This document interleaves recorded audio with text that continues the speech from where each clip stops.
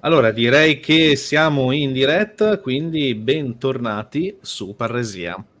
Allora, oggi è l'ultima puntata della stagione, diciamo così, e dell'anno, perché poi ho bisogno anch'io di un po' di vacanza, anche per portarvi nuovi contenuti, e quindi di fatto di che cosa andremo a parlare? Beh, intanto direi di mostrarvi a questo punto. Vorrei iniziare a presentarti così, Bruno, ecco. Quindi, Buonasera, io sì, sì. volevo dare un cenno di vita. No, figurati, no. Volevo iniziare a, iniziare così proprio la live, perché parleremo un po' di ciò, di quello che appunto state vedendo. Ovviamente queste sono copertine di una serie di libri edite per la Helion Company, ovviamente sono libri in inglese, scritti ma anche illustrati dal nostro ospite, che è Bruno Bugnai, che a questo punto io saluto e ringrazio per essere qui con noi stasera. Quindi ciao Bruno, buonasera. Grazie a te, grazie a tutti coloro in ascolto. Io spero che voi lo sentiate, il microfono ovviamente, insomma, forse è un pochino basso, quindi magari ti chiedo di leggermente alzare la voce quando parlerai. E ovviamente questa serie è War and Soldiers in the Early Reign of Louis XIV, e analizza tutti i vari eserciti, ovviamente in primis quello di Luigi XIV, durante le guerre nel periodo in cui lui regnò in Francia. Ecco, Si parla del primo periodo, the Early Reign, perché tutto sommato la parte successiva era già, diciamo, più coperta dal punto di vista della ricerca. Quel periodo invece è un periodo vuoto. Assolutamente sì. Quindi ovviamente quando usciranno, insomma, dici qualcosa, perché li acquisteremo molto Sono già volentieri. usciti, siamo già al settimo volume. Io sono già fatti 7. No, perché spiego un attimo. Quando mi hai inviato il tuo, diciamo, profilo scientifico, c'era scritto che appunto stavano per essere pubblicati. Allora pensavo non fossero ancora pubblicati tutti. No, quindi non sono pubblicati tutti. Siamo arrivati al settimo, sto completando gli stati tedeschi. Devo dire, non per fare così inutile vanità, ma product placement, insomma. Sì. Bravo, sì, esatto, understatement. Alla fine mi sono accorto che è una bella gatta da appellare, perché si tratta di dover mettere insieme una serie di informazioni, tutte molto, ciao Virginio, tutte molto sparse, spesso contraddittorie, e lo vedremo anche la consultazione delle fonti in questo periodo è problematica, perché tendenzialmente la maggior parte delle fonti di stampa coeve sono fonti di propaganda, ci sono pochissimi che hanno scritto in maniera neutrale, e tutto sommato, insomma, ci si trova in una situazione in cui lo stesso episodio, la stessa battaglia sembra combattuta non in due paesi diversi, ma su due pianeti diversi, per esiti completamente contrastanti che vengono riferiti, oppure anche di episodi che vengano completamente saltati, e altri che invece viene dato un risalto assolutamente esagerato. Devo dire che, non questo per togliere niente al merito, ma la maggior parte di coloro che si sono occupati di questo periodo sono stati storici anglosassoni. Anche loro sono caduti in questo errore, e almeno per quanto riguarda un'opera, un classico della storiografia delle guerre di Luigi XIV, come John Lynn, in effetti anche John Lynn si è fatto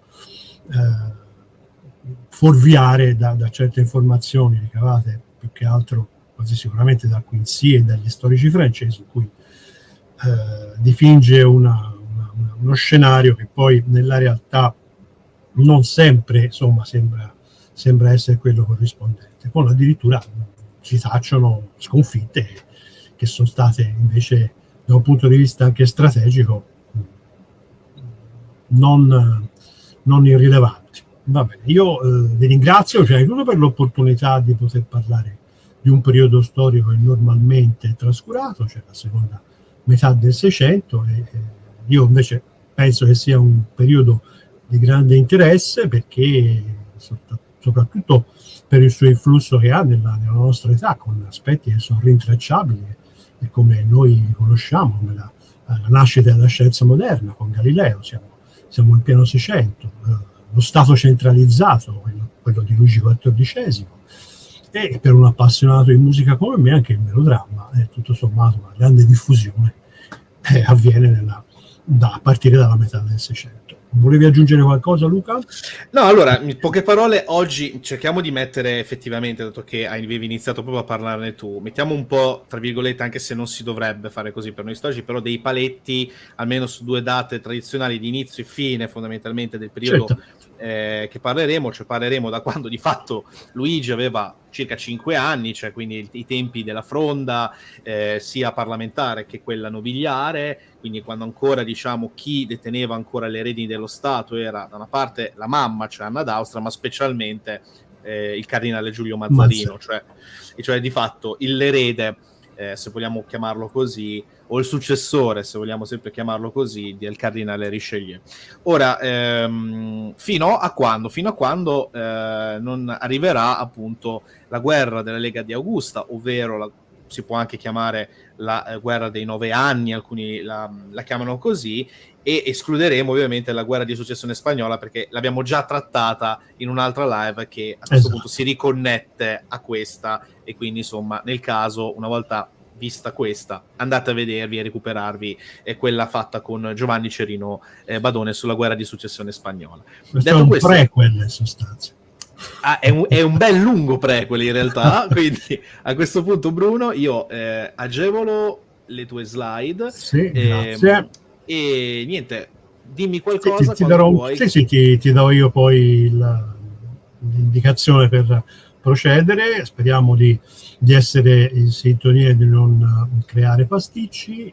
Sì, il periodo allora di inquadramento l'hai definito tu, siamo fra il 1643 e il 1697, parleremo di questo periodo focalizzando i periodi della maturità comunque di Luigi XIV, e proveremo a isolare 5 temi, questi 5 temi che partono dall'età, il periodo, lo scenario europeo al tempo di Luigi XIV, la parte invece dedicata all'economia e alla geopolitica. Parleremo poi come terzo tema degli eserciti permanenti, per quanto riguarda anche composizione e tattiche. Il quarto tema, isolato, perché secondo me di fondamentale importanza per comprendere lo sviluppo strategico delle guerre di questo periodo, è la logistica.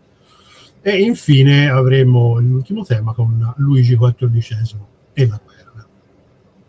Per quanto stavo dicendo prima, sulla reputazione purtroppo non eccellente della seconda metà del Seicento, anche in Italia va detto che non ci sono mai stati grandi studi su questo periodo, anche proprio riguardanti gli stati italiani, e poiché non ha una buona reputazione, sai bene che niente è più difficile che ristabilire una reputazione rovinata.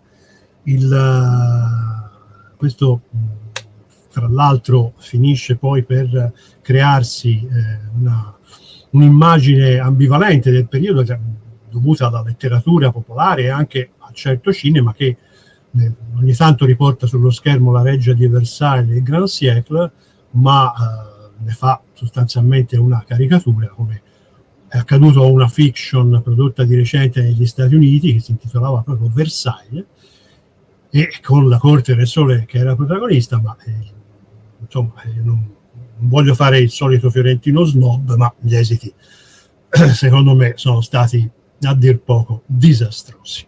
E anche per quanto riguarda la storia militare, il periodo successivo alla pace di Westfalia è trattato decisamente poco negli aspetti, anche quelli più specificatamente strategici e tattici, forse perché magari non emana lo stesso fascino di altri momenti della storia. La presenza, si può andare quindi avanti con la slide. Ecco, qui abbiamo il Re Sole in abiti da antico romano, è un messaggio politico non indifferente. Una delle peculiarità del personaggio, e che sinceramente dal punto di vista storico lo rende personalmente di grande fascino e interesse, benché ovviamente si tratti solo di interesse e un fascino storico, è il concetto che Luigi XIV compie la trasformazione e l'evoluzione della propaganda attraverso la propria immagine, il proprio corpo. È la corporeità che si vede proprio nella figura, che assume un significato, a mio parere, sinistramente moderno. È storia di questi giorni, di come il corpo di un politico può essere rappresentato attraverso le immagini, e mettendo se stesso come strumento di propaganda, Luigi XIV compie una sorta di vera e propria rivoluzione, direbbe Dario Fabbri, perché fra l'altro non è un caso che lui è qui in abiti romani, perché proprio in quel periodo ritorna d'attualità la leggenda che i re di Francia discendevano da quelli dai re di Roma. Quindi è una consacrazione di tipo specificatamente politico, e in questo caso assolutamente funzionale alla sua propaganda. Se posso interromperti un attimo, Bruno, certo. ti faccio una domanda neanche provocatoria, però magari ti chiedo conferma oppure una confutazione. Tu hai parlato appunto della rappresentazione appunto dell'immagine stessa, una sorta di protoculto della personalità dello stesso Re Sole, no? Tra parentesi, il fatto che si chiami Re Sole ha in realtà un motivo preponderante, anche il simbolo, diciamo, suo, che fece diciamo fondere nei suoi cannoni del sole con la famosa frase latina, insomma, Nec pluribus impar. Esattamente, fa capire molto. Però ovviamente il nostro Luigi XIV non è che si è inventato l'assolutismo così.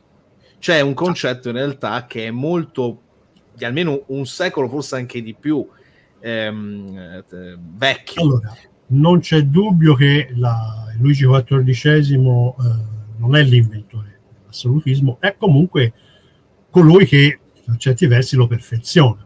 Lo portò anzi ai massimi, al massimo cioè livello. E un elemento che è a corredo di tutto quello che abbiamo detto e funzionale anche all'indirizzo assolutistico è che Luigi XIV riesce a focalizza e mette a punto la Francia come una sorta di elemento ideale, lo Stato modello, moderno, potente, governato secondo il principio in cui ogni classe ha il suo ruolo e tutti concorrono alla gloria del monarca, e lui stesso, fra l'altro, lo sappiamo tutti, incarna lo Stato. Diventa la Francia davvero un ideale, e in questo lo avvicina, a mio parere, molto a Napoleone, che perfezionerà definitivamente questo concetto. Lo farà la Francia come paese guida per l'Europa, attraverso, in quel caso, dopo Napoleone con la rivoluzione. Per quanto invece riguarda Luigi XIV, il modello politico, come dicevi giustamente tu, è quello assolutistico. Ora, io non ho la competenza e la conoscenza per fare un'analisi storiografica dell'assolutismo, ma insomma che ma io ti posso dire, il potere insomma cerca sempre di affermarsi, non è una novità, tenendo conto che in Francia in quel periodo il potere era diviso fra i re, con il Parlamento. In altri luoghi d'Europa i principi lo dovevano condividere con i ceti in Germania o con le Cortes in Spagna, no? Quindi si realizza questa conquista del potere attraverso una graduale riduzione del potere, del contropotere di questi corpi. Ma è un accentramento continuo che ovviamente è in linea veramente smisurata con Luigi XIV. Prima di lui, più che suo padre, ovviamente i suoi primi ministri, da una parte Richelieu, poi successivamente Giulio Mazzarino, che accentrerà sempre di più anche i poteri. Tra parentesi, sarà una delle motivazioni per cui scoppieranno effettivamente le fronde, e inoltre, se vogliamo andare più indietro, se vogliamo arrivare a indicare una sorta di teorico un po' dell'assolutismo francese, potremmo dire Jean Bodin, ad esempio, per dire forse il più famoso. Ma adesso, insomma, mi taccio e poi ti lascio assolutamente continuare. È utilissima questa precisazione. Io sono un illustratore prestato alla storia militare e sono fondamentalmente un ricercatore e un divulgatore. Non ho pretese di essere uno storico a tutto tondo, anzi rivendico questa figura. E guarda, non è un caso che abbiamo nominato i personaggi centrali e le pedine, gli attori della politica e della declinazione assolutistica del potere. Qui sono i personaggi fondamentali nella formazione politica di Luigi XIV, Mazzarino abbiamo già parlato.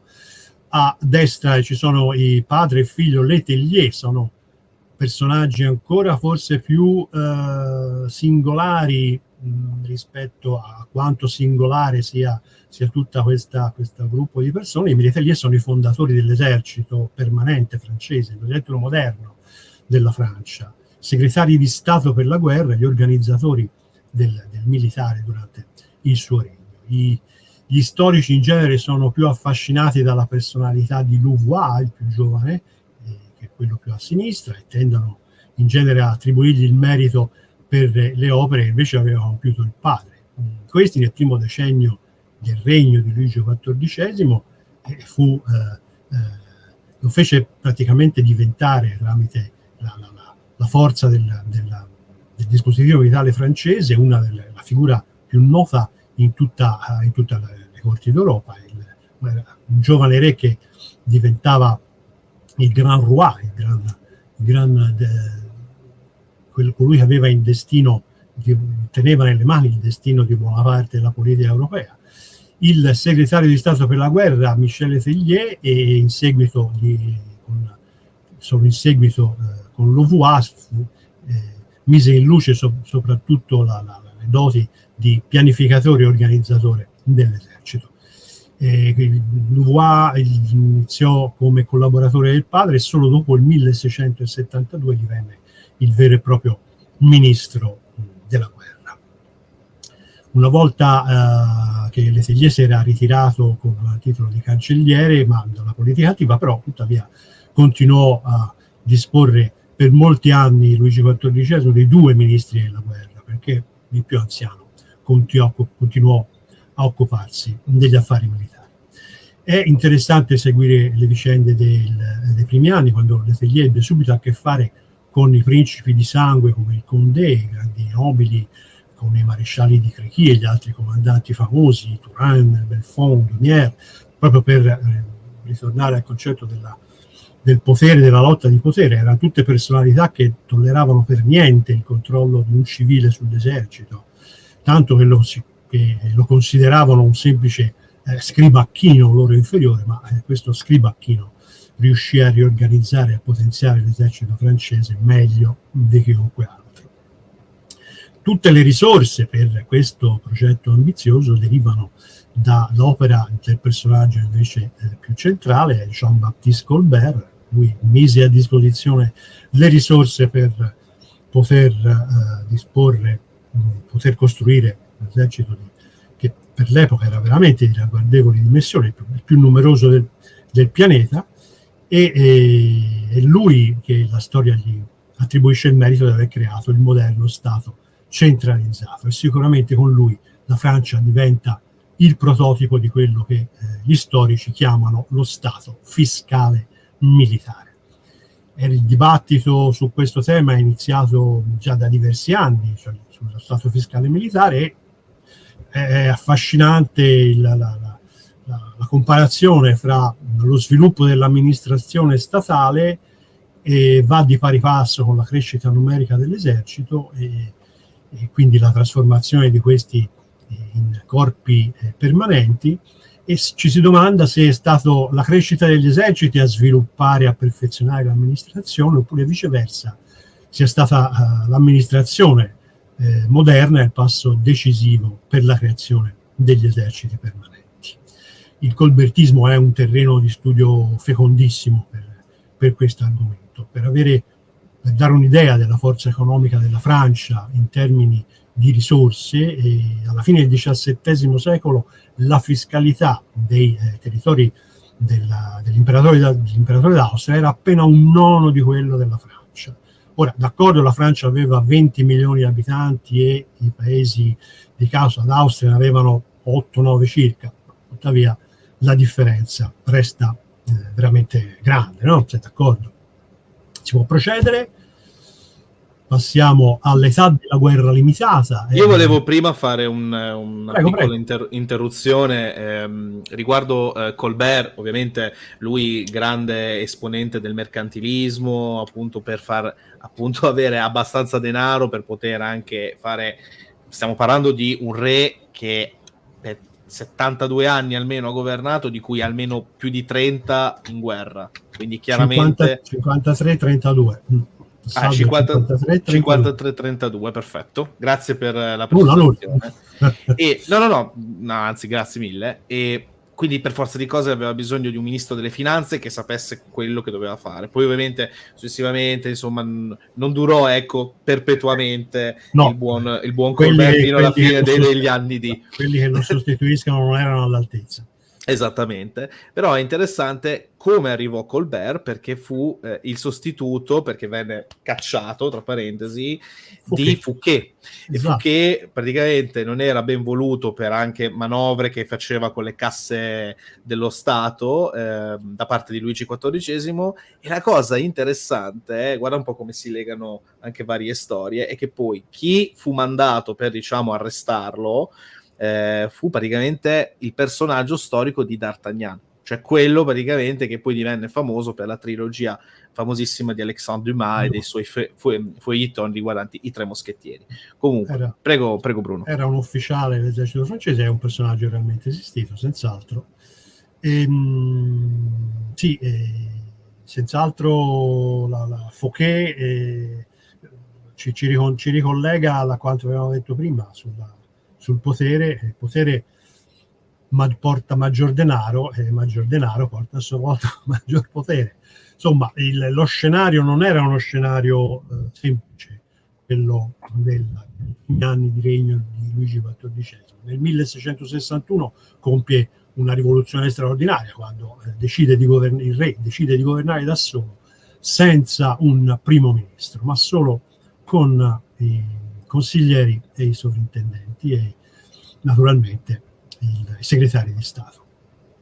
Passiamo comunque adesso, entriamo nell'argomento storico per il quale ci siamo sostanzialmente collegati, cioè le guerre, e questo è il periodo che convenzionalmente è stato indicato, è stato contrassegnato sbagliando come l'età della guerra limitata. È un'affermazione dello storico americano John Neff, che ha goduto di credito notevole anche fino a poco tempo fa, ma e anche oggi alcuni considerano i conflitti della seconda metà del XVII secolo come guerre a bassa intensità.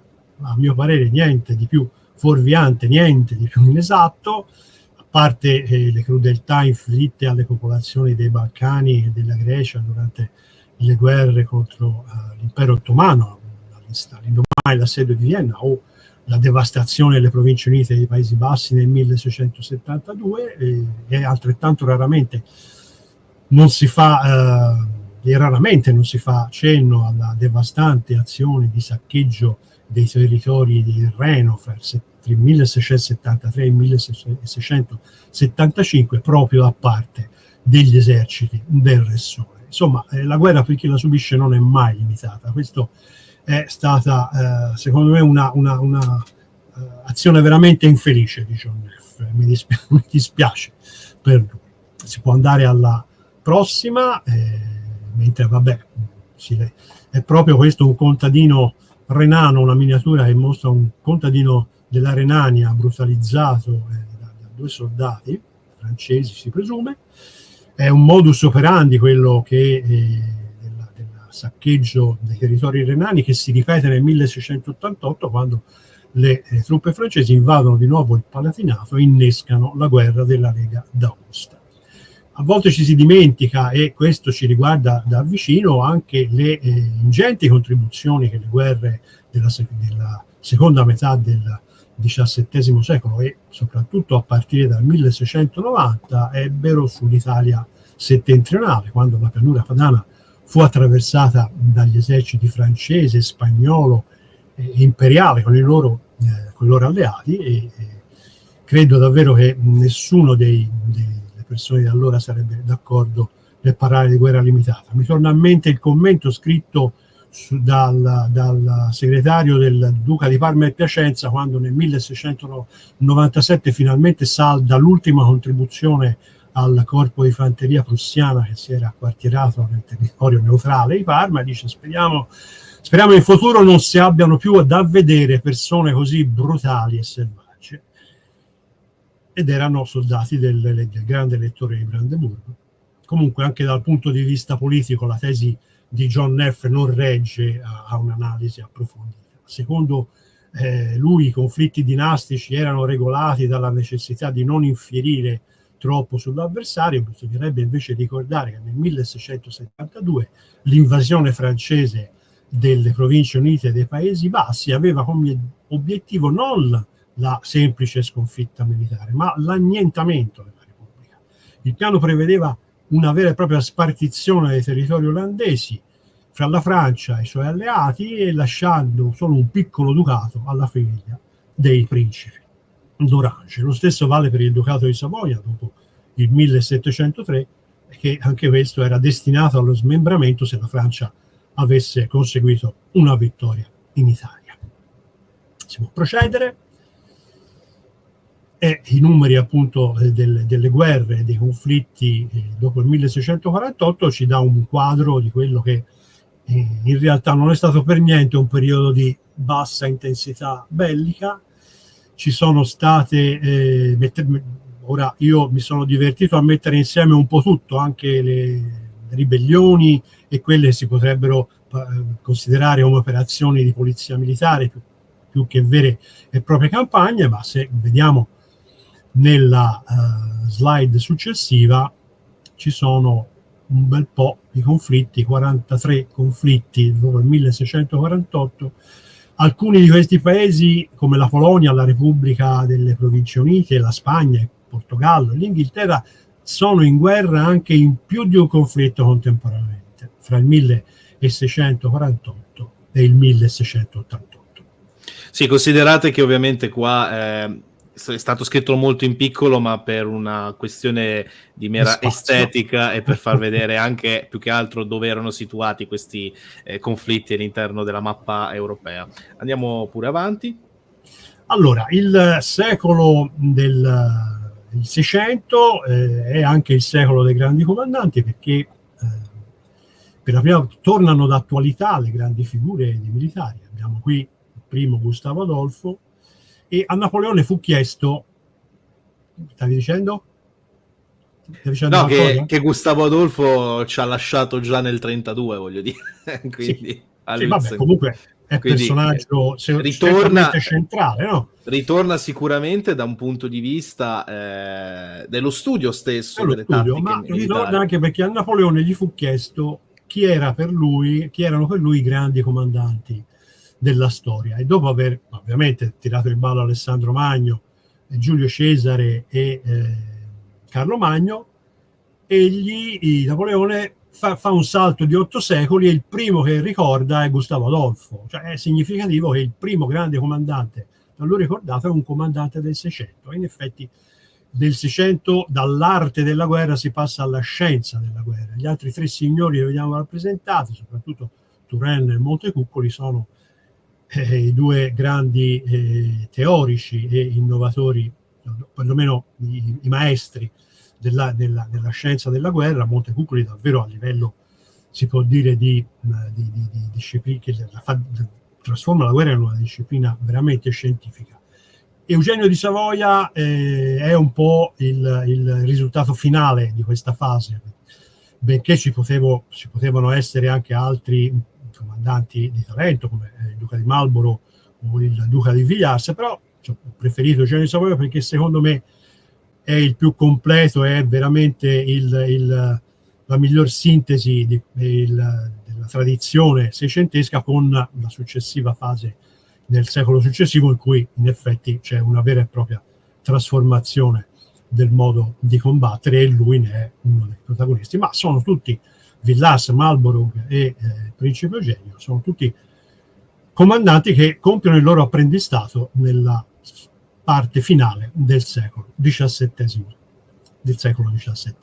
Eugenio di Savoia inizia nel 1683. Sì, possiamo andare all'Hôtel des Invalides, è un personaggio, Luigi XIV, ovviamente come tutti i personaggi della storia ha suoi lati meno positivi, ma gli Invalidi sono un segno della modernità, un altro segno della modernità, perché fu istituito l'hotel per assicurare aiuto e assistenza ai soldati anziani o invalidi delle armate reali, si legge nel decreto, affinché coloro i quali hanno rischiato la loro vita e profuso il loro sangue per la difesa della monarchia passino il resto dei loro giorni in tranquillità. Nessun altro Stato si curava dei soldati invalidi e veterani, e questo insomma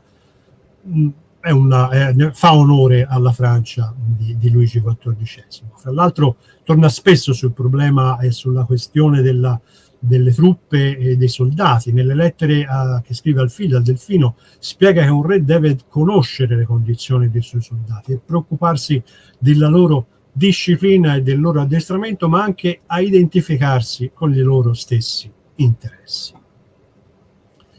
Andiamo pure avanti.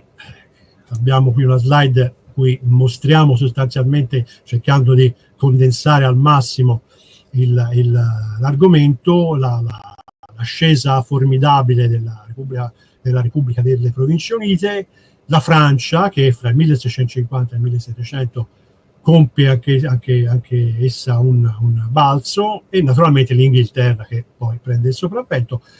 Siamo quindi in un periodo di grande espansione economica e la Francia è per un certo periodo il secondo stato più ricco del mondo. Questo fa parte... per forza siamo in una ripresa, perché effettivamente certo. Anche molti storici oltretutto l'avevano notato dalla documentazione e anche nelle loro varie pubblicazioni, il fatto che a seguito poi della guerra dei 30 anni che ha praticamente devastato buona parte d'Europa, piano piano, in parte piano piano, perché in realtà si parla anche di relativamente pochi anni, ci fu una ripresa spaventosa. In genere in 10 anni sono più che sufficienti.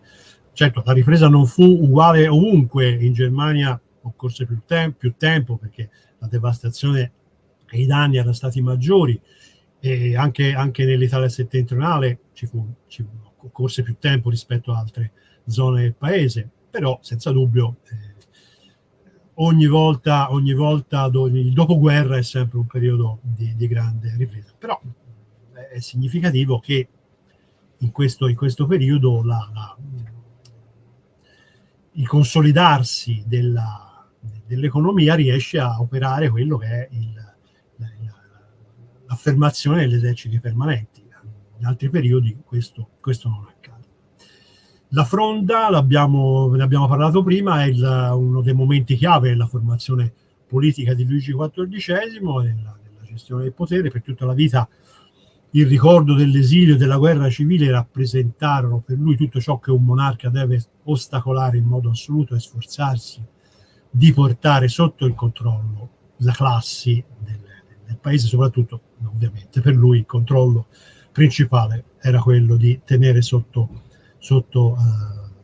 l'egida la nobiltà. L'episodio della Fronda fu sicuramente molto doloroso, anche per il fatto che comprendeva fra gli avversari del Re Sole principi di sangue come la cugina Anne-Marie Louis d'Orléans, la Gran Mademoiselle, e il Gran Condé, il vincitore di Rocroi, che passò al servizio spagnolo e creò un esercito personale che combatté contro Luigi XIV contro la Francia fino al 1659, nell'ultima fase della guerra dei 30 anni, che prende il nome della guerra franco-spagnola.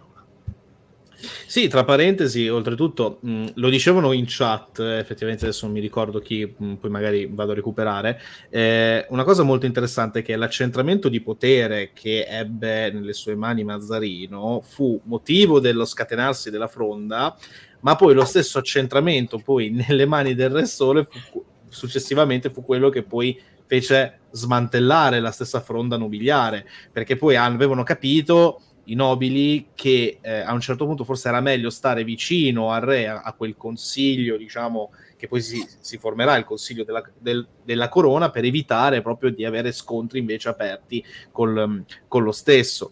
E poi magari mi sbaglio, Bruno, però quindi se vuoi No, correggere. non ti sbagli assolutamente. Però Direi che è estremamente interessante anche questa cosa, cioè che è nel momento in cui... la tua esegesi è esemplare. Grazie per esegesi addirittura. Va bene, andiamo avanti.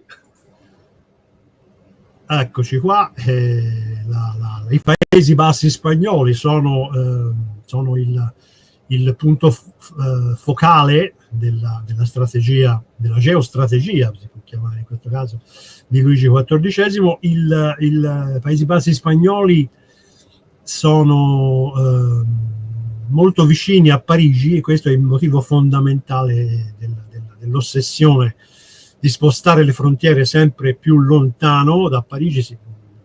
Da Bruxelles a Parigi tutti quelli che hanno preso i voli low cost sanno che sono molto vicine, e lo erano molto vicine anche nella seconda metà del Seicento, e la presenza spagnola così vicina alla capitale francese era motivo di grande preoccupazione. Quindi era necessario assolutamente allontanare il confine spagnolo, e tutte le guerre che Luigi XIV farà fino al 1697, ogni volta si porterà via un pezzetto di Paesi Bassi spagnoli. Alla fine ne sottrarrà un terzo. Nel 1697 dovrà restituire la parte più considerevole, il Lussemburgo, ma tutta la parte comunque più occidentale delle Fiandre diventerà francese. E soprattutto non vada tralasciato anche l'annessione della Franca Contea nel 1674, anche quello un'opera di un successo geostrategico non di poco conto. Hai anche l'Artois e il Rossiglione, tra l'altro, perché... E la tua Rossiglione, certo, dalla parte dei Pirenei, dove abbiamo un altro contatto ravvicinato con la Spagna, benché quello sia, i Pirenei siano sempre stati un fronte secondario rispetto. Vedremo anche più avanti quello che è. Sì, no, guarda, anticipo proprio qua, Bruno, il fatto che, come giustamente hai detto tu, il fatto dello spostare sempre più in avanti la frontiera, specialmente per quanto concerne tutta la parte dei Paesi Bassi, aveva poi principalmente un cardine che derivava poi dalla politica anche del Papa Luigi XIII, cioè di fatto l'accerchiamento, e anche di Richelieu, cioè l'accerchiamento costante degli Asburgo, di Austria, Sacro Romano Impero da una parte e di Spagna dall'altra, ovviamente creava una situazione talmente a tenaglia che non era possibile. Tant'è che poi, anticipo, perché qua ci arriviamo tra pochissimo, i rapporti stessi di Luigi XIV con il re pianeta, cioè Filippo IV d'Asburgo per la Spagna, portarono poi alla fine a un matrimonio che però si risolse alla fine di una guerra. I matrimoni fra i sovrani valgono come la neve ad aprile, cioè durano come la neve d'aprile, cioè, hanno la consistenza della neve, la resistenza della neve d'aprile e la consistenza. Allora, entriamo nell'argomento centrale, siamo nel tema terzo, l'esercito. Il gigante del Grand Siècle, lo ha definito così John Albert Lynn, attribuisce, il grande storico americano, attribuisce a Luigi XIV la creazione del primo esercito permanente moderno. Abbiamo anche in altri paesi dell'epoca, come la Svezia e la Spagna, che avevano eserciti permanenti, ma secondo il parere dell'autorevole storico, quello francese si afferma come un modello di riferimento per tutta Europa. Non c'è dubbio che non lo si può smentire. Segno tangibile del successo del modello di Luigi XIV lo si ravvisa dal fatto che per oltre un secolo l'esercito francese ha conservato inalterata la struttura che ha ricevuto dal Re Sole, ad opera naturalmente dei suoi segretari di Stato per la guerra, Letellier e Louvois. Adesso colpo di scena, perché non è il primo esercito permanente moderno in senso stretto, perché con caratteristiche del tutto diverse, però dobbiamo prendere atto che un esercito permanente di grandi dimensioni è quello quello dell'impero ottomano, che aveva costantemente sotto le armi un numero di truppe professioniste non disprezzabile, 80.000 uomini, cioè nessun esercito europeo fino al 600, fino alla fase già, la fase più vicina più già verso la metà del 600, disponeva di una truppa professionistica di queste proporzioni. Primo esercito di grandi dimensioni con lo spagnolo, ma siamo già nel 1620-30, quindi fino ai primi del 600 il primo esercito d'Europa è quello dell'impero ottomano. Andiamo avanti, qui vediamo nella slide quelli che sono i numeri complessivi. I numeri sono stati messi a punto da un grande storico dell'impero ottomano, che è l'ungherese Gábor Ágoston, uno degli storici personalmente più apprezzati, soprattutto per quanto riguarda la mia altra grande passione, che è quella dell'impero ottomano. Eccoci qua, abbiamo parlato delle forze contrapposte all'inizio del 600, vediamo anche quella che è il potenziamento e la crescita dell'esercito francese attraverso il XVII secolo. La Francia ha soli 70.000 uomini, Enrico V ha soli 70.000 uomini nel 1610, la metà di quanto ne dispone la Spagna, ma dopo circa 20 anni i numeri cominciano a invertirsi, finché nel 1660, un anno di pace, la Francia ha 72.000 uomini, cioè lo stesso numero della forza di guerra che aveva nel 1610 il nonno, Luigi XIV, mentre la Spagna, scusatemi, è precipitata clamorosamente a un 38.000 soldati, perché l'economia spagnola non è in grado più di sostenere uno sforzo militare del genere. Ma non solo, perché c'è stata anche la pace dei Pirenei un anno prima. Sì, però la pace dei Pirenei vale anche per la Francia. La Francia ha 72.000 uomini come forza di pace. Comunque adesso tra poco ne parliamo anche di questa cosa, certamente. Ovviamente riguarda, prego. Per Bacco. L'esercito era già stato potenziato sotto la Fronda da Mazzarino, ma raggiunse il culmine sotto Luigi XIV. I presupposti politici che riguardano l'esercito erano comunque apparsi evidenti fin dai primi mesi del governo del re. La Fronda e la guerra contro la Spagna avevano messo in luce l'insufficienza di una forza militare basata sui vecchi criteri organizzativi, e ciò che era diventato necessario era davvero un esercito stabile e permanente di grandi dimensioni, e doveva essere mobilitato in pochi mesi e soprattutto sotto la diretta direzione del sovrano.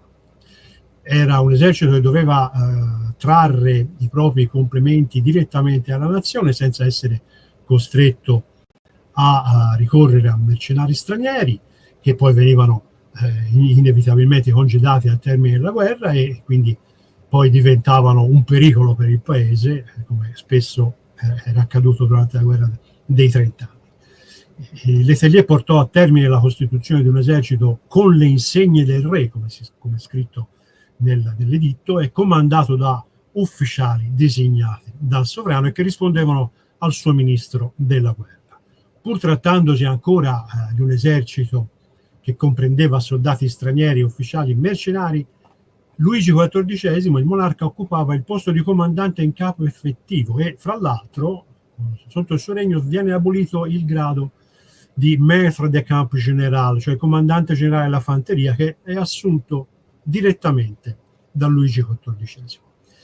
E i caratteri, soprattutto la novità rappresentata da questo esercito, sono espressi dalle parole dello stesso Luigi XIV che nella primavera del 1663. Ora lo leggiamo. Egli dice: ci troviamo costretti, per la conservazione del nostro Stato, così come per la sua gloria e per la nostra reputazione, a mantenere in pace come in guerra un gran numero di truppe di fanteria e cavalleria, da conservare sempre in buone condizioni e pronte a intervenire per assicurare il nostro popolo all'obbedienza e al rispetto che ci devono, e per assicurare la pace, la tranquillità che abbiamo conquistato e per aiutare i nostri alleati. È un manifesto che dice tutto, no? della modernità, della funzione attribuita all'esercito. Allora, abbiamo adesso la composizione degli eserciti. Gli eserciti del 600, io ho accostato un po' provocatoriamente un'immagine della battaglia di Pavia, il 24 febbraio del 1525, ma benché le proporzioni cambiano, ma la fanteria è ancora formata dallo stesso tipo di truppe. Ci sono moschettieri e picchieri. Ecco, nell'ultimo quarto del XVII secolo, pur restando entrambi picchieri e moschettieri la componente principale, ci sarà un profondo cambiamento nella costituzione dell'esercito, soprattutto nella disciplina e nell'ordinamento tattico. E il sistema di riferimento della fanteria insieme al modello svedese, che è più però un modello organizzativo e tattico per quanto riguarda la fanteria, il sistema di riferimento, dicevo, è quello olandese che era stato messo a punto durante la guerra dei 30 anni, aveva spinto i comandanti e i teorici militari all'adozione della formazione lineare e al suo successivo sviluppo.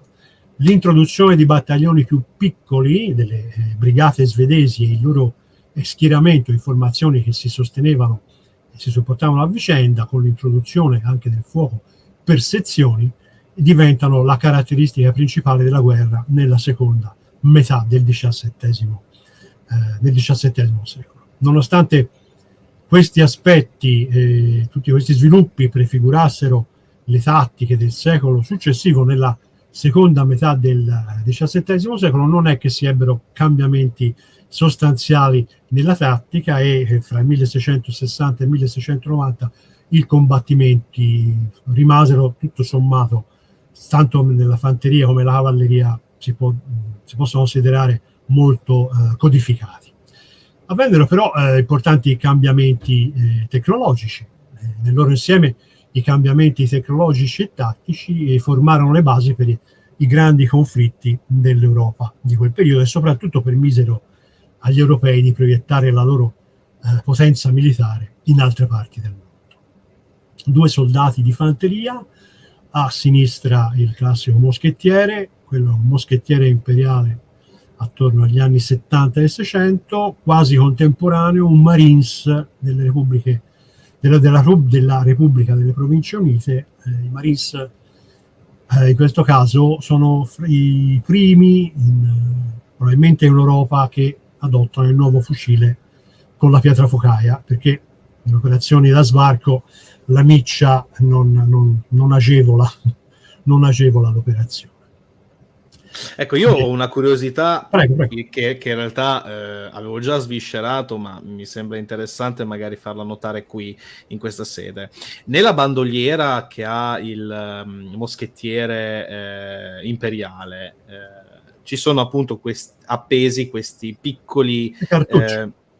Esatto, in realtà sono cartucce, cioè lui, dimmi se sbaglio, staccava praticamente uno di questi, inseriva, perché era ovviamente un'avancarica come arma, e ovviamente operava tutto poi il sistema di caricamento per Esatto. poi far fuoco. Esatto. Quindi di fatto erano cartucce precaricate con generalmente tutto l'occorrente per fare fuoco, richiedevano comunque un bel numero di mozioni e un'esercitazione assidua per mantenere un ritmo apprezzabile. Normalmente il numero variava da 12 a 18, in certi casi ci sono alcuni per esempio l'esercito di Brandeburgo arriva fino a 18, a 19, 20 cartucce, quindi ogni soldato aveva in sostanza questo numero limitato di colpi e se li finiva doveva ricorrere a mezzi di fortuna o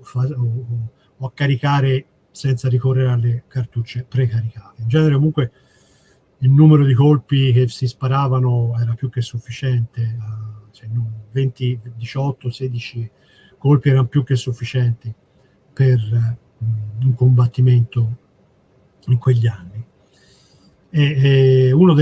Rimaniamo pure lì. Una delle lezioni che gli eserciti dell'epoca impararono fu l'effetto devastante della potenza di fuoco. Marco Vigino Bonardi potrebbe spiegare molto meglio di me quanto il progresso della metallurgia abbia permesso di sviluppare moschetti sempre più leggeri e quindi costruirne in numero sempre maggiore e a un prezzo ragionevole per equipaggiare un numero crescente di soldati e specialmente l'adozione di sistemi di fuoco che incoraggiavano la tendenza a aumentare il numero dei moschettieri nelle unità e diminuire gradualmente il numero delle picche. Già nel XV secolo i tercios spagnoli schieravano comunque 3-4 picchieri per ogni moschettiere, ma alla fine del Cinquecento la fanteria imperiale aveva in certi casi lo stesso numero di picchieri e di moschettieri, specialmente quando doveva affrontare gli ottomani, che invece sono stati i primi, in questo caso li dobbiamo ricordare, sono stati i primi a dotare la fanteria interamente di armi da fuoco. Nella brigata svedese il rapporto era di 4 moschettieri ogni 2 picchieri, anche se alcuni di questi poi venivano distaccati per formare delle unità separate, spesso mischiandole alla cavalleria. Poi nell'ultimo quarto del XVII secolo il rapporto cambia ancora, diventa sempre più, si incrementa sempre di più il rapporto fra moschetto e picca, fino che a un certo punto il numero dei picchieri rappresenta appena un terzo dell'unità tattica combattente. Sebbene questo fornisse, l'aumento del moschetto ovviamente fornisse una maggiore potenza di fuoco, rimaneva però il problema di come difendersi dalla cavalleria, e su questo non tutti erano d'accordo sul fatto che in futuro fosse soltanto nell'aumento dei moschetti.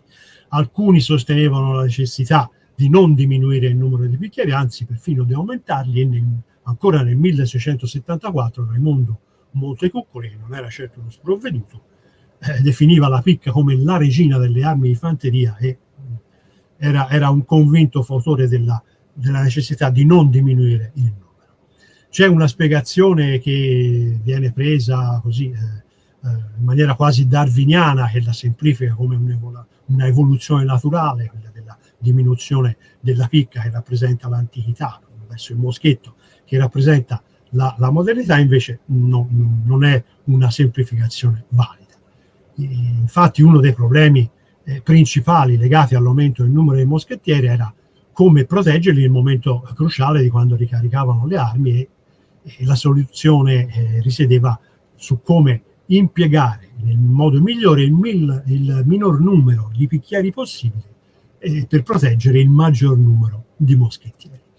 Verso il 1690 un battaglione francese, prendiamo questo come riferimento, era composto mediamente di 650 soldati e normalmente era disposto su 5 linee. Di questi 650 uomini, 120 erano picchieri, 480 moschettieri, 50 granatieri.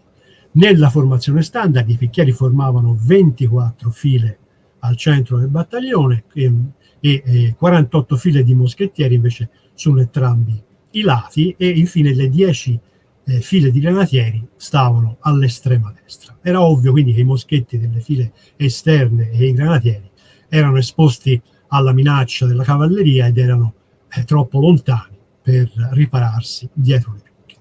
Un'alternativa che i francesi utilizzarono fu il bataillon fractionné, cioè il battaglione frazionato. Noi vediamo nelle rappresentazioni iconografiche i picchieri sempre al centro, ma li vediamo schierati in una maniera ideale. Nella realtà in combattimento la soluzione era quella di proteggere i moschettieri lungo tutto il fronte dell'unità. Il battaglione frazionato era il metodo messo a punto dai francesi per questa evenienza.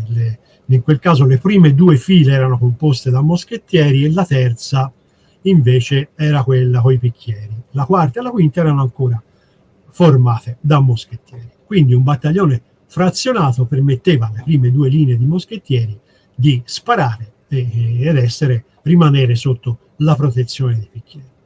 A questo modo però la potenza di fuoco del battaglione era dimezzata, perché le altre 2 file si trovavano dietro i picchieri e il metodo funzionava bene quando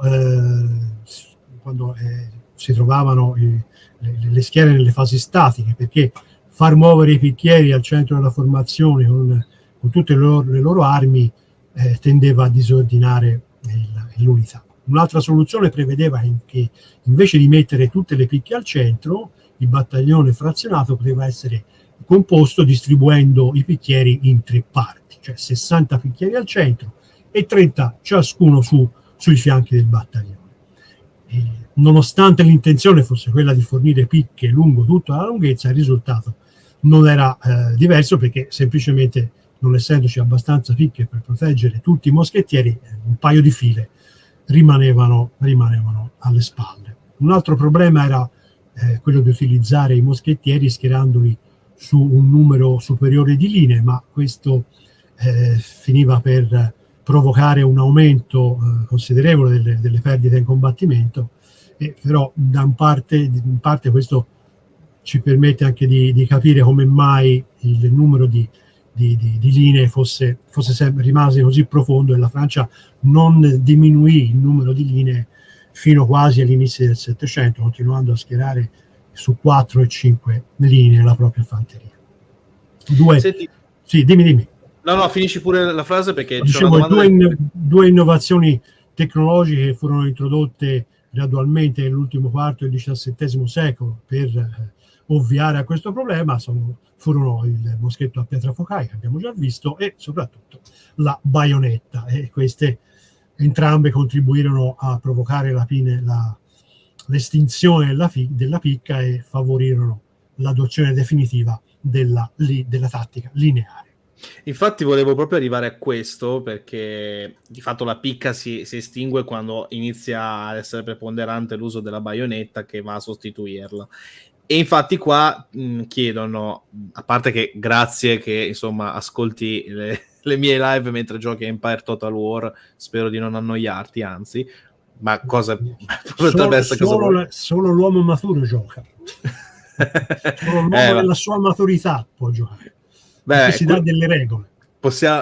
Non so nemmeno se lì bisognerebbe vedere Marco Bognardi cosa dice, se metterlo all'interno dei cosiddetti giochi di guerra a riguardo. Ma a parte questo, ti chiedono chi ha inventato la baionetta a innesto. Dato allora, che la baionetta a innesto, i francesi rivendicano che l'abbia inventata Vauban. Probabilmente hanno ragione, benché ci siano prove archeologiche di baionette ad anelli che sono o a tappo anche. A tappo è quella classica, però quella ghiera, certo. quella ghiera però hai ragione, lui mi parlava della baionetta a innesto, io ho saltato un po' la risposta. Comunque quella ghiera, i francesi ne rivendicano l'attribuzione a Vauban. Per quanto riguarda la baionetta a innesto, anche su quello chi ha inventato è un po' un problema. Ci sono baionette a tappo, a innesto già ai primi del 600, le usavano già negli eserciti, alcuni eserciti tedeschi in Baviera, se mi ricordo bene, ne parla Staudinger, difatti, sì, proprio lui che ne parla, che benché non ne abbia la certezza di un impiego in combattimento, però in effetti almeno fino agli anni 40 nel museo dell'esercito bavarese a Ingolstadt c'erano delle baionette della prima metà del 600. Ufficialmente gli storici militari dicono che la baionetta appare in maniera funzionale la prima volta nel 1647. Poi negli anni 70 del 700 fu assegnata soprattutto a unità di fucilieri o ai granatieri e in certi casi anche ai dragoni. Poi alla metà degli anni 80 la baionetta era diventata un'arma quasi standard in tutti gli eserciti. Abbiamo appunto detto il primo tipo di baionetta era quella a tappo, fondamentalmente era un pugnale lungo 30 centimetri collegato a un manico dello stesso diametro della canna del moschetto e veniva fissata facendo entrare il manico nella canna. La soluzione presentava vantaggi, ma sicuramente anche svantaggi. Inutile capire che il moschettiere, quando aveva la baionetta innestata, non era più in grado di sparare, e ne sanno qualcosa gli sfortunati fanti inglesi Achille Cranky il 27 luglio del 1689, quando durante la ribellione giacobita le truppe governative inesperte spararono una raffica contro gli Highlanders scozzesi in carica, e poi una parte invece aveva già inserito la baionetta e quindi non riuscirono a fermarli e non riuscirono né a sparare, con la conseguente disfatta delle forze governative, che persero 1000 uomini, altri 500 furono fatti prigionieri, con la perdita di soli 200 scozzesi. Passiamo ai granatieri allora a questo punto. No, scusami se stavi finendo. Abbiamo fatto un accenno e c'è una didascalia che ne riassume la genesi, e la funzione. La curiosità del fatto che il granatiere nella prima metà del 600, alla metà del 600, è un soldato d'artiglieria, tanto in Austria che in Spagna. E abbiamo già detto anche dei Marines, e il granatiere comunque diventa poi la fanteria d'élite per eccellenza, armato quasi sempre sostanzialmente generalmente del fucile a pietra focaia. Il cambiamento più importante con l'avvento della pietra focaia fu la formazione della fanteria, che diminuisce a 3 ranghi, con il conseguente cambiamento del sistema di tiro che abbiamo accennato, era quello del sistema olandese. Inizialmente fu appunto introdotto dagli olandesi e immediatamente copiato anche dagli inglesi e dai loro alleati tedeschi, ed era un sistema molto sofisticato, perché il battaglione era schierato su un numero non superiore di 4 parti divisi in 4 sezioni, che facevano fuoco alternativamente ogni plotone a gruppi di 2. Ogni soldato rimaneva nella sua posizione senza mettere a rischio quindi la coesione della formazione, e permetteva al battaglione di fare fuoco continuamente. Naturalmente questo sistema richiedeva un addestramento assiduo, ragion per cui lo stesso esercito olandese smise di utilizzarlo dopo il 1648 e lo reintrodusse solo negli anni 60. E siamo già passati alla cavalleria, è già un'ora che parliamo, bisogna cercare di... No, ma vai, non ti preoccupare, vai. Allora, la cavalleria, secondo i teorici della seconda metà del XVII secolo, formava la cornice degli eserciti. La cornice, bisognerebbe dire che era una cornice con gli occhi, perché la cavalleria aveva il compito fondamentale della ricognizione. Questo anche ovviamente è talmente banale che me ne vergogno. La rimanendo in ambito francese, abbiamo il classico maître francese del periodo di Luigi XIV, ha ormai dismesso l'armatura, è un soldato a cavallo che è armato dalla classica coppia di pistole, da una carabina e naturalmente alla spada. L'altro modello classico della cavalleria dell'epoca, lo vediamo al centro, è invece il corazziere tedesco, quindi della scuola tedesca, con corazza almeno petto e schiena, e il caratteristico elmo Wobster, il taschetto. E poi naturalmente grande invenzione del Seicento, abbiamo anche i dragoni, con il loro ruolo di fanteria che si muove a cavallo ma combatte a piedi. Ora, questo è valido in linea generale, però a un certo punto il dragone, specialmente per quanto riguarda l'esercito imperiale, quando si trovava in campagna contro gli ottomani, che avevano una superiorità di cavalleria schiacciante, il dragone inizia a diventare una forma di cavalleria che è tanto il fante che combatte a piedi e si muove a cavallo, ma anche una fanteria montata in grado di essere al pari, di essere in grado di performare come una cavalleria.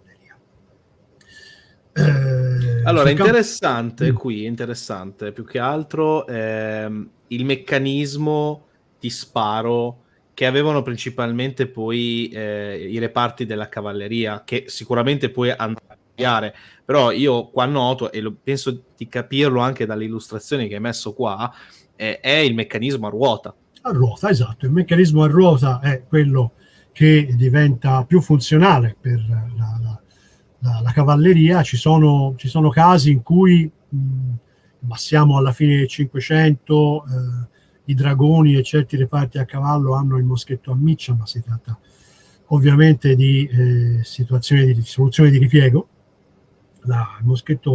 Il meccanismo a ruota è quello classico della cavalleria, e come il moschetto a miccia sarà poi sostituito da quella a pietra focaia quando la tecnologia sarà in grado di sviluppare una produzione sufficiente e soprattutto modelli che non tendano a rompersi come erano i primi prototipi, e che in ogni caso vanno a sostituire quelli a ruota, che sono sì funzionali, ma immancabilmente anche quelli più moderni avevano un'usura molto accentuata e tendevano a rompersi con una certa facilità.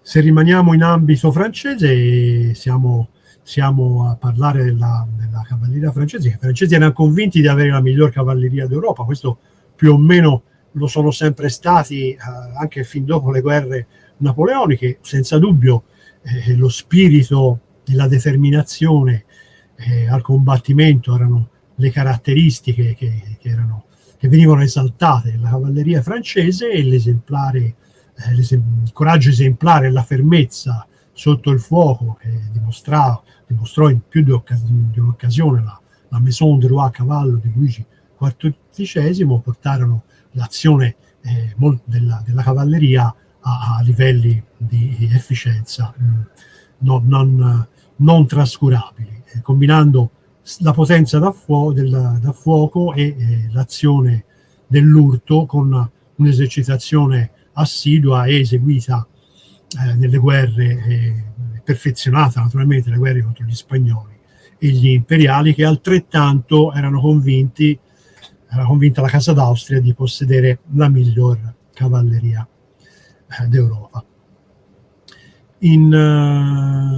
Contrariamente a quello che siamo abituati a vedere al cinema, la carica con la spada sguainata non era la tattica principale. La cavalleria, tanto francese come anche quella imperiale, eseguiva il combattimento preferibilmente con l'armi da fuoco, sia attraverso il caracollo classico, certo. E prima di piegare la spada eseguiva più volte l'operazione da fuoco. I francesi a un certo punto erano veramente ossessionati dal raggiungere una superiorità di fuoco sufficiente a a imporsi sul campo di battaglia. Ogni squadrone formava una colonna e se lo spazio lo consentiva si formavano intere colonne di squadroni che avanzavano verso il nemico a trotto, e a circa 50 metri estraevano la prima pistola e facevano fuoco. Poi veniva riposizionata naturalmente la fondina, estraevano la seconda, e a 25 metri, secondo quanto era quanto specificava l'ordinanza, sparavano il secondo colpo. Poi si giravano per ripetere il processo, e quindi poi le altre truppe eseguivano la stessa manovra dopo di loro, e nonostante la migliore fabbricazione, le pistole però erano ancora imprecise. Ecco, perfetto, bravissimo. Se io rimetto di nuovo questo schema che avevo messo in un'altra live, nel caso recuperatela, e questo anche spiega perché poi il meccanismo a ruota di innesco fosse effettivamente così utile, specialmente per la cavalleria, proprio per riuscire a fare questo movimento del cavallo e cavaliere e nel frattempo caricare. Quindi certamente, quando poi tornavi indietro dovevi ricaricare. E poi le pistole non erano ancora così perfezionate da colpire con precisione, però a distanza ravvicinata a 25 metri erano veramente letali. Poco tempo fa, qualche anno fa, è stata trovata una fossa comune risalente alla guerra dei 30 anni, e è impressionante vedere, sono tutti fanti perché sono stati sepolti con il loro equipaggiamento, e sono tutti morti per un colpo alla testa, quindi hanno ricevuto un colpo di pistola da un reparto di cavalleria. È impressionante vedere questo. Quando poi arrivava il momento di passare all'impatto, il primo corpo avanzava e sparava come prima, e poi estraeva la spada, e naturalmente procedendo al trotto e non al galoppo, come si vede nelle fiction, impattava sulla linea avversaria. La carica era coesiva, cioè senza disperdere nessuna energia e senza nessuna variazione nella velocità, e quindi doveva essere in ordine molto ravvicinato, con i cavalieri che si toccavano stivale a stivale. La disciplina e il coraggio dei francesi li rendevano indiscutibilmente formidabili in questo tipo di tattica. La cavalleria imperiale invece seguiva il sistema tedesco e si affidava più frequentemente all'arma bianca, avanzando e aumentando la velocità dal trotto, e poi schierandosi in massa e andando a colpire gli avversari allo stesso modo quella francese col trotto veloce, ma utilizzando le armi da fuoco in misura un po' inferiore. Nella guerra contro gli ottomani gli imperiali misero appunto anche formazioni inusitate, come il quadrato di cavalleria, per resistere agli attacchi della preponderante numerica degli ottomani. Avendo più slancio rispetto al trotto moderato, la cavalleria imperiale aveva in genere, si affidava, cercava di ottenere un impatto maggiore. E il secondo rango, perché la carica veniva effettuata sempre con due linee, arrivava subito dopo il primo, e quindi imprimeva una spinta supplementare, anche se non si può paragonare a una carica a galoppo come quella che veniva come quella dei lancieri polacchi, però l'impatto a alta velocità era comunque molto letale. Un'innovazione notevole da parte degli alleati, soprattutto degli imperiali, ci fu l'allevamento di cavalli da guerra di grandi dimensioni, come le razze Oldenburg e Mecklenburg, che avevano un garrese, scusate, veramente considerevole per l'epoca, mentre i francesi avevano il Franc-Comtois, che è un cavallo da guerra ben strutturato, ma più basso di quello degli imperiali. Passiamo all'artiglieria adesso, così sì. Piano piano arriviamo volevo dire solo un'ultima cosa, poi per chiudere puoi lasciare questa slide. Certo. La cavalleria, che avrà un ruolo così importante nel secolo successivo, però nella guerra della seconda metà del Settecento raramente avrà un effetto risolutivo, e del resto nessuna grande battaglia terrestre lo fu in questo periodo, almeno nel significato che Clausewitz attribuisce a questo termine. Gli scontri potevano essere anche molto sanguinosi, e spesso anche la parte che risultava vincitrice era talmente provata dallo scontro che non aveva la forza per incalzare gli avversari quando si ritiravano, e la cavalleria stessa, che veniva utilizzata in maniera così massiva, non era in grado di compiere e di completare l'azione. La cavalleria aveva però ebbe un ruolo importantissimo nella seconda metà del Settecento, soprattutto a partire dalla guerra d'Olanda, nella cosiddetta guerra partigiana, che non è quella della resistenza, ma la guerra dei partiti, cioè dei piccoli gruppi di a volte poche centinaia di soldati a cavallo, che si infiltravano in territorio nemico per distruggere le linee di depositi, per interrompere le linee di collegamento, o per semplicemente andare a riscuotere contribuzioni in territorio nemico e a depredare il bestiame. Andiamo appunto all'artiglieria. Qui ci sono due tabelle che credo siano esemplificative molto più di quanto posso dirvi io. Il sistema francese, che avevano già iniziato a razionalizzare nella prima metà del secolo, riducendo il numero dei calibri per semplificare anche tutte le operazioni logistiche, eccetera. E nello stesso periodo vediamo l'artiglieria imperiale, che invece ha un numero di calibri e di tipologie maggiori. Questo, se da un lato è indiscutibilmente un primato tecnologico, tattico, però da un punto di vista della conduzione di un'operazione complica molto le cose, avere tutti i calibri così diversi, con necessità di dover provvedere di munizionamento per cannoni così disparati, mentre invece quelli francesi erano un numero appunto essenziale.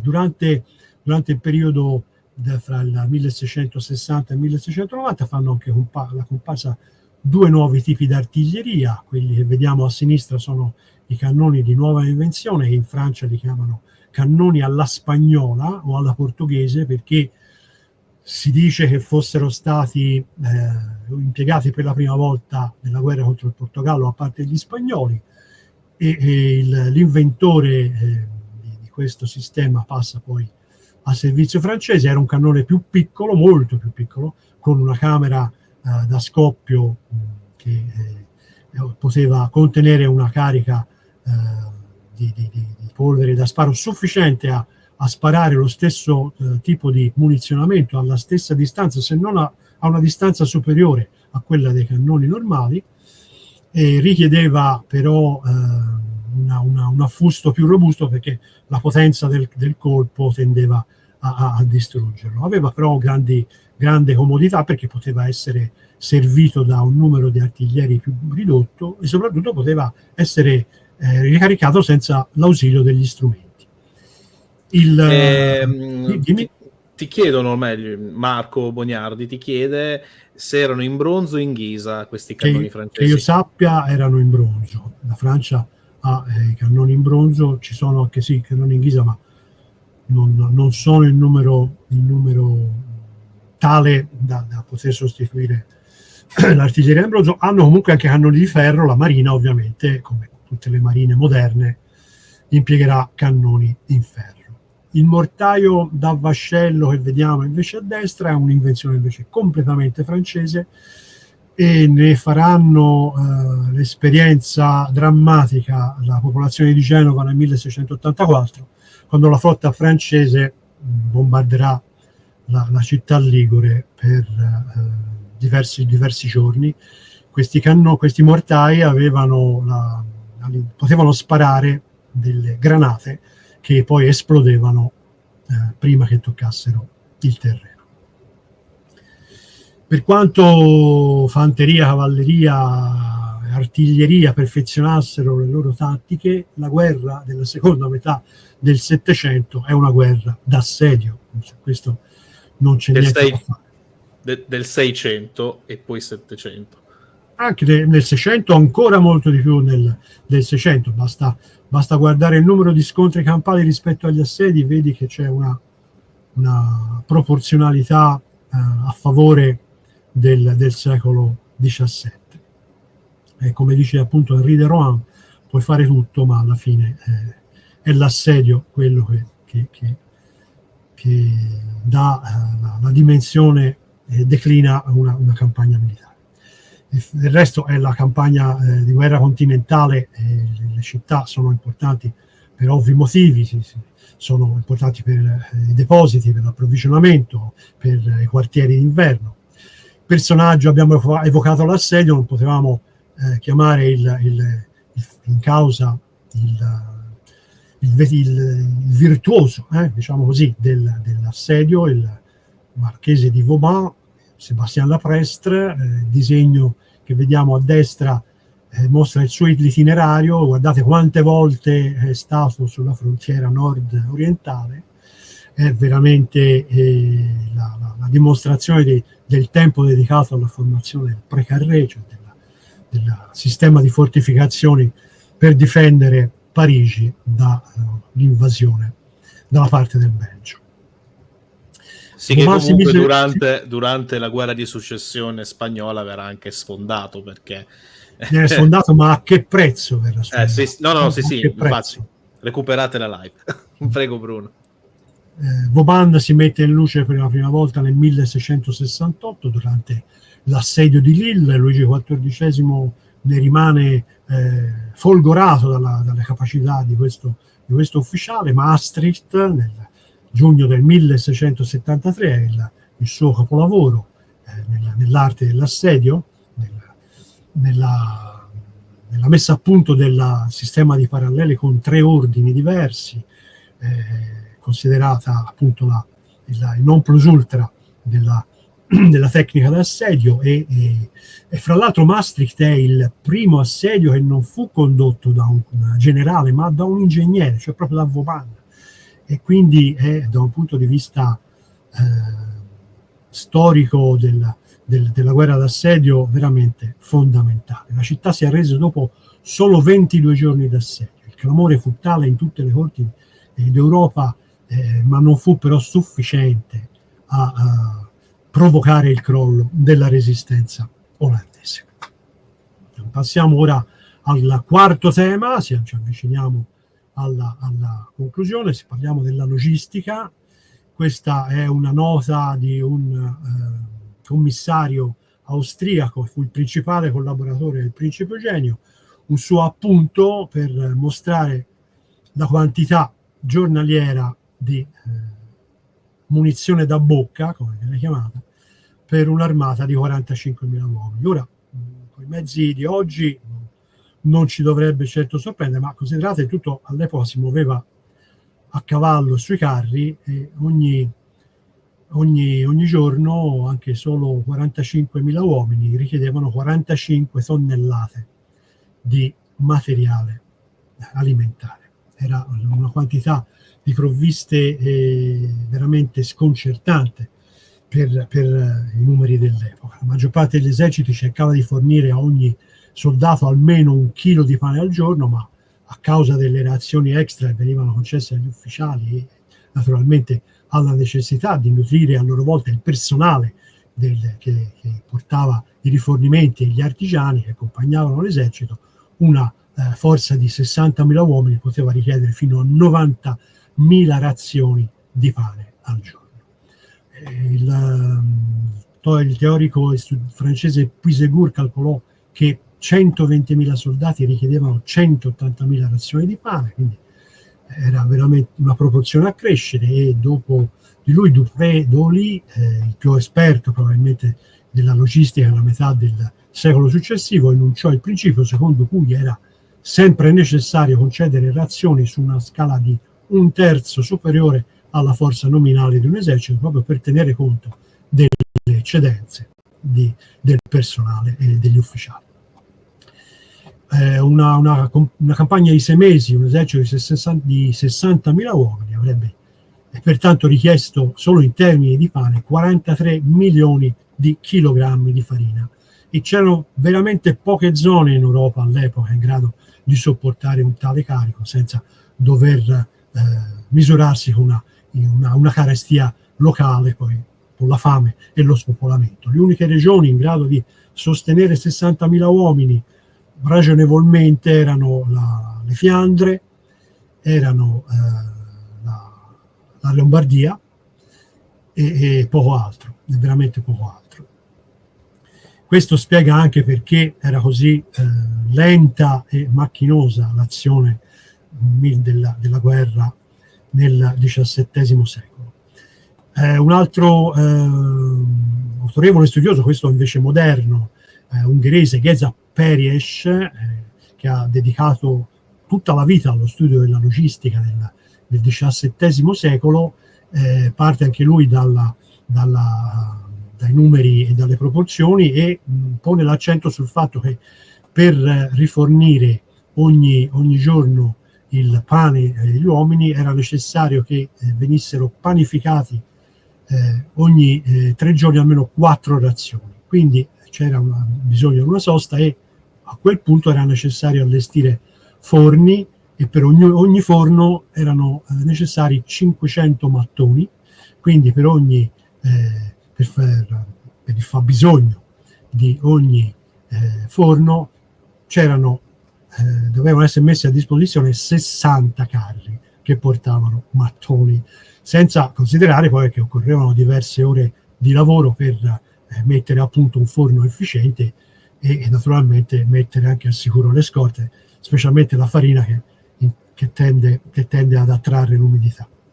Il problema del combustibile era un capitolo altrettanto non trascurabile, perché per alimentare i 60 forni 7 volte al mese erano necessari 1400 carri di legna oppure carbone in alternativa. È considerato che per una sola cottura dovevano essere consumati 200 carichi, secondo quanto ci dice Perjes.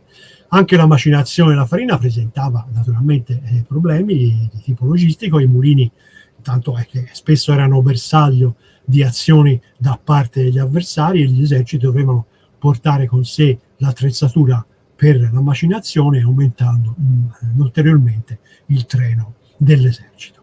Alcuni comandanti incoraggiarono la progettazione dei mulini a mano, come fece ad esempio Montecuccoli nel 1664 nella campagna d'Ungheria.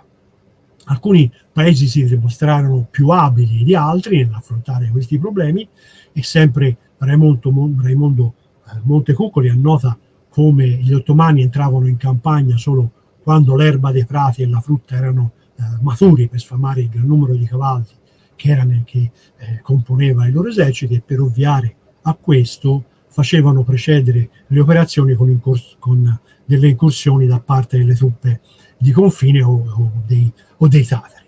I francesi invece, come scrive il conte d'Orreí nel 1676, attaccavano il paese nemico all'inizio della primavera, approfittando del fatto che non c'era quasi mai non c'era un esercito nemico alla loro battaglia, mentre in estate, quando l'intera confederazione nemica era scesa in campo, passavano alla difensiva e mantenevano in questo modo quello che avevano conquistato. Secondo il mio giudizio,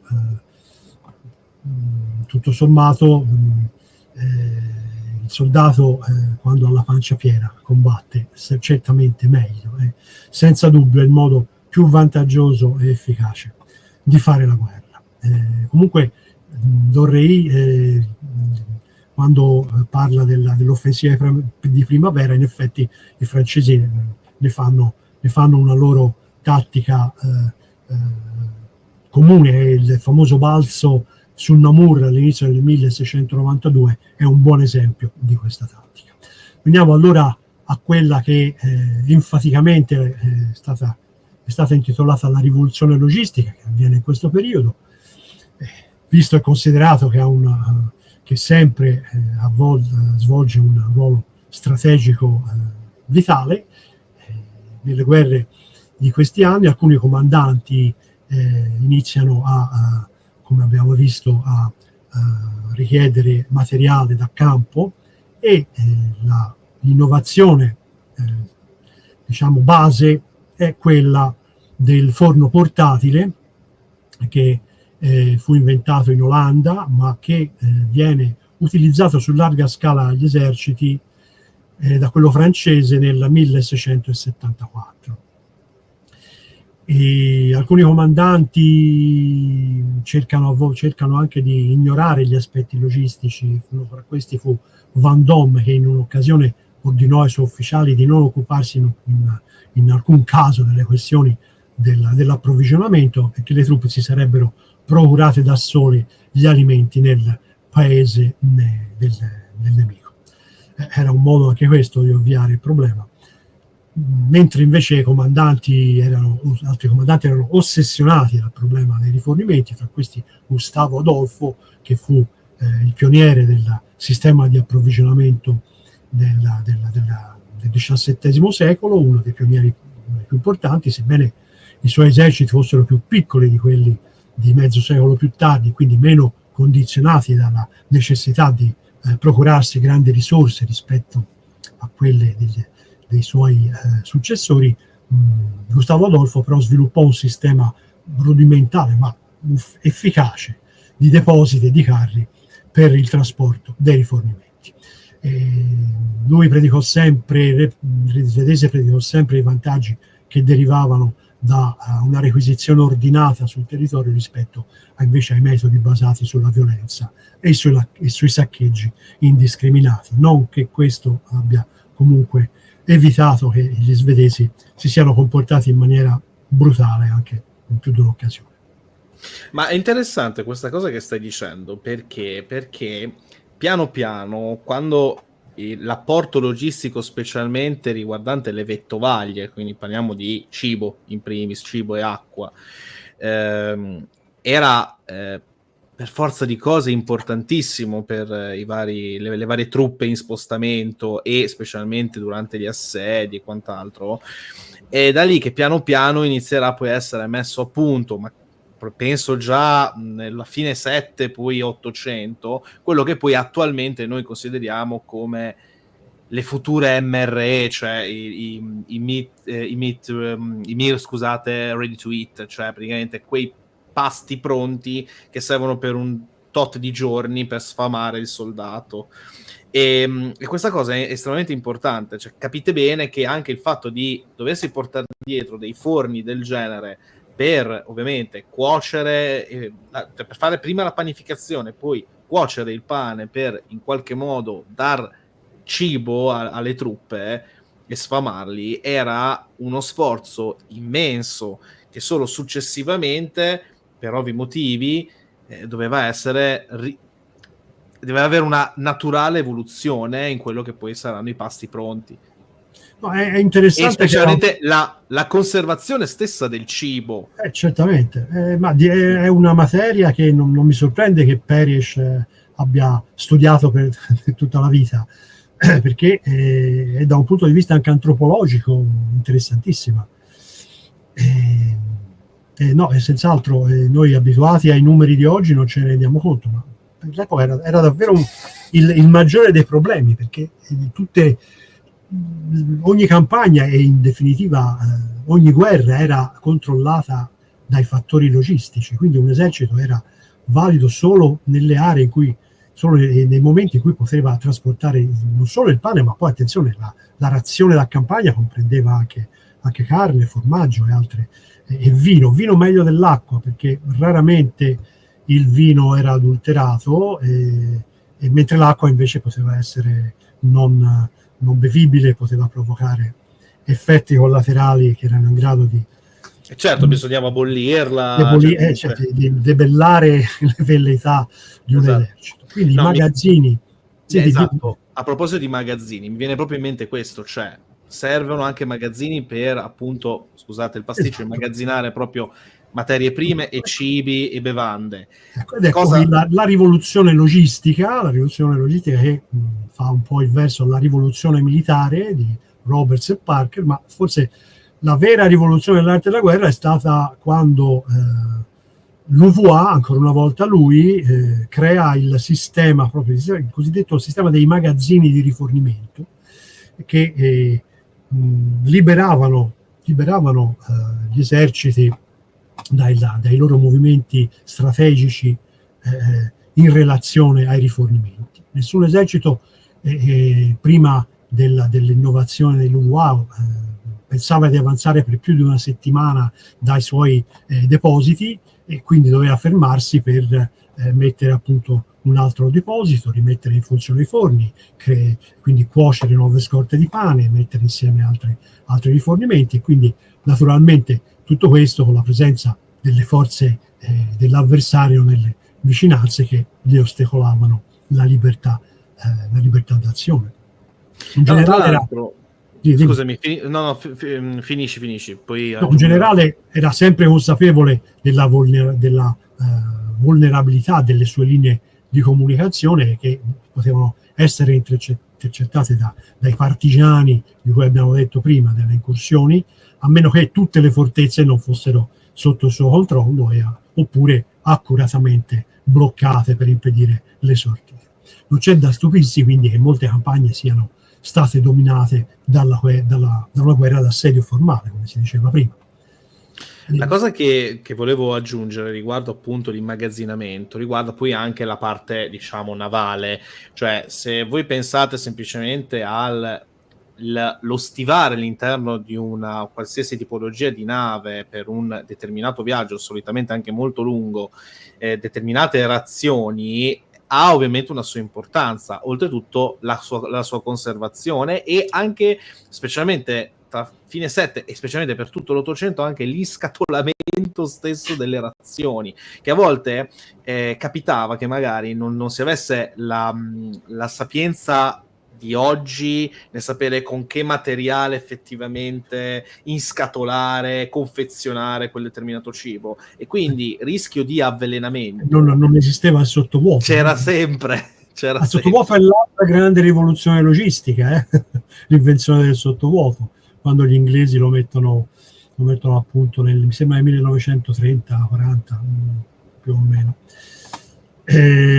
Lo voir, sì, torniamo un attimo alla slide precedente. Appunto abbiamo detto del sistema dei magazzini che nella campagna del 1672 crea una rete capillare di depositi attrezzati già con carri e personali per il continuo rifornimento delle truppe, e tutti questi diretti da professionisti con grado di intendenti o commissari dei viveri che erano nominati dal ministro.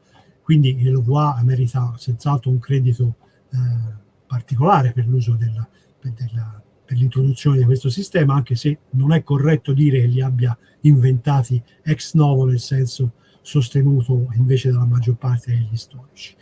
E ancora una volta gli ottomani erano stati i precursori di questo sistema, con una rete di magazzini che era stabile lungo tutta la rete del Danubio, lungo il corso del Danubio, ma l'UVA resta però il grande innovatore della logistica, almeno per quanto riguarda la parte organizzativa e soprattutto in funzione tattico-strategica, perché davvero i rifornimenti erano costantemente a ridosso delle armate che avanzavano.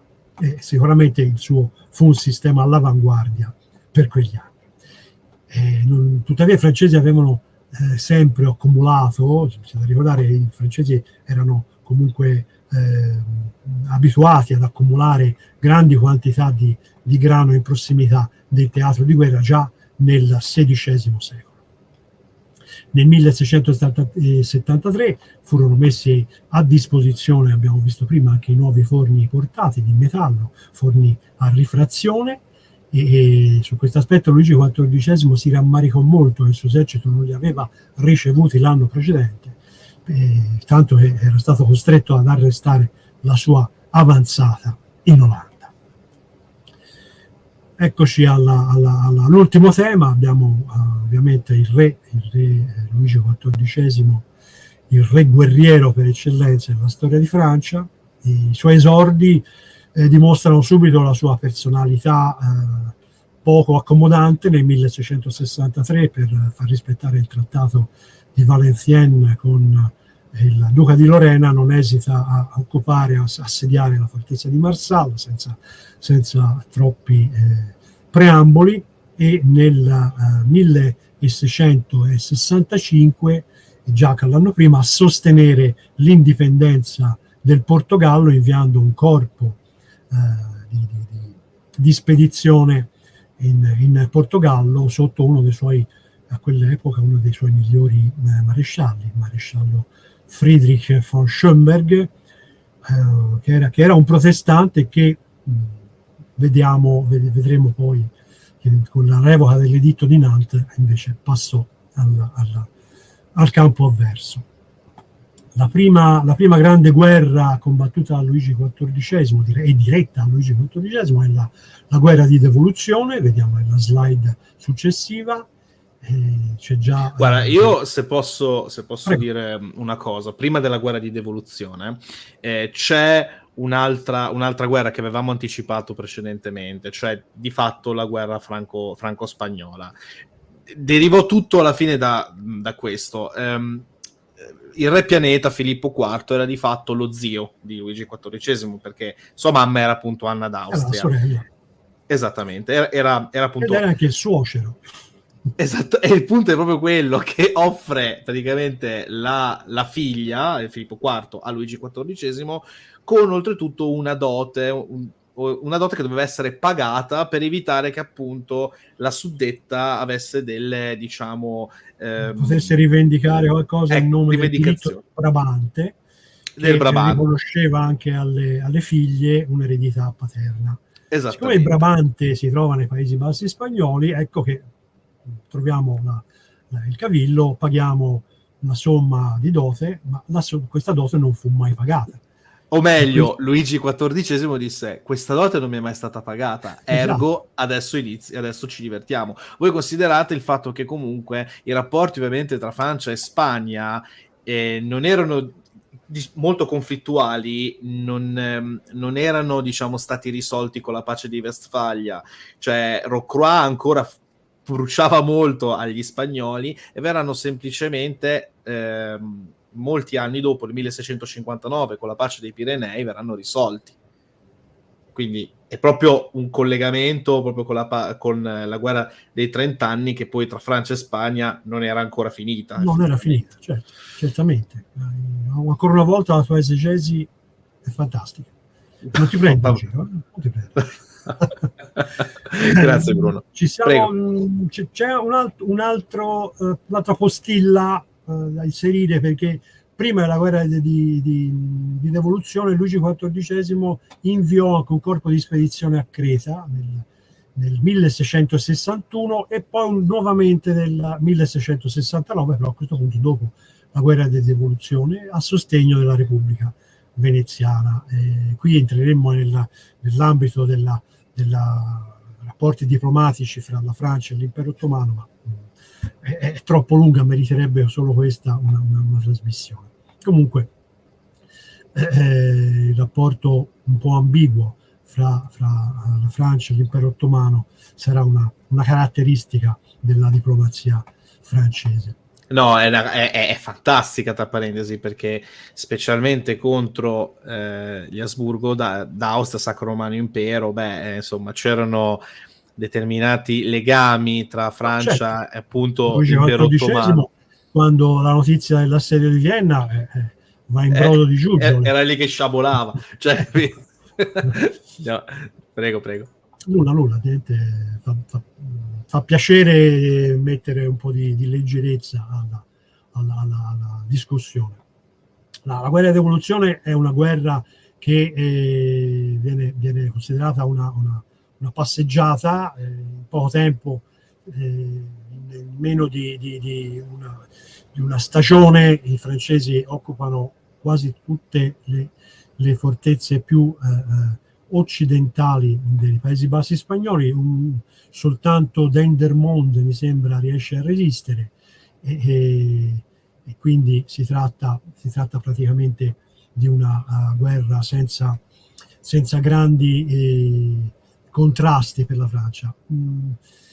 Ci sono anche però due scontri campali di una certa entità, gli unici della guerra. Sono due scontri che avvengono, uno da parte un tentativo da parte spagnola di soccorrere la città di Bruges sotto assedio, ma vengono intercettati e sconfitti, e un altro invece un grosso scontro di cavalleria, dove invece gli spagnoli sconfiggono i francesi nella battaglia di Joudon. Facevo cenno prima, nella storiografia francese non c'è alcun cenno di questa battaglia, dove pure i francesi perdono anche un paio di generali.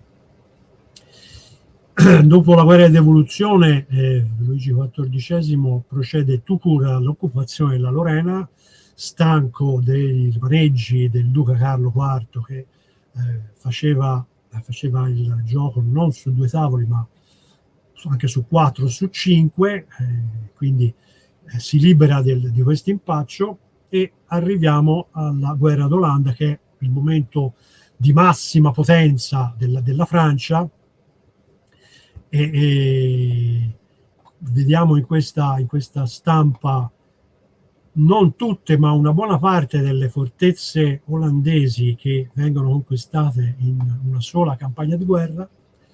Si tratta di un numero veramente impressionante. L'Olanda, gli olandesi ne perdono anche di più, perché contemporaneamente subiscono l'attacco anche da parte degli alleati di Luigi XIV, che sono il principe vescovo elettore di Colonia e il bellicoso principe vescovo di Münster. La guerra di Olanda presenta una difficoltà di ordine geografico, perché Francia e Olanda non confinavano fra di loro, ma l'alleanza con l'elettore di Colonia torna utile, perché, come Luca giustamente ci mostra, la possibilità di raggiungere l'Olanda senza passare i Paesi Bassi spagnoli avviene attraverso il corridoio del vescovato di Liegi, che era uno dei domini su cui governava l'elettore di Colonia. Puoi far vedere la piantina che ti avevo inviato?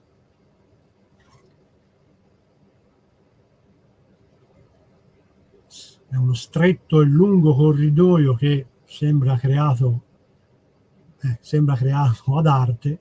Lo vediamo che in basso, la parte inferiore, quello più a sinistra, inizia in Francia e finisce giusto in territorio della Repubblica olandese.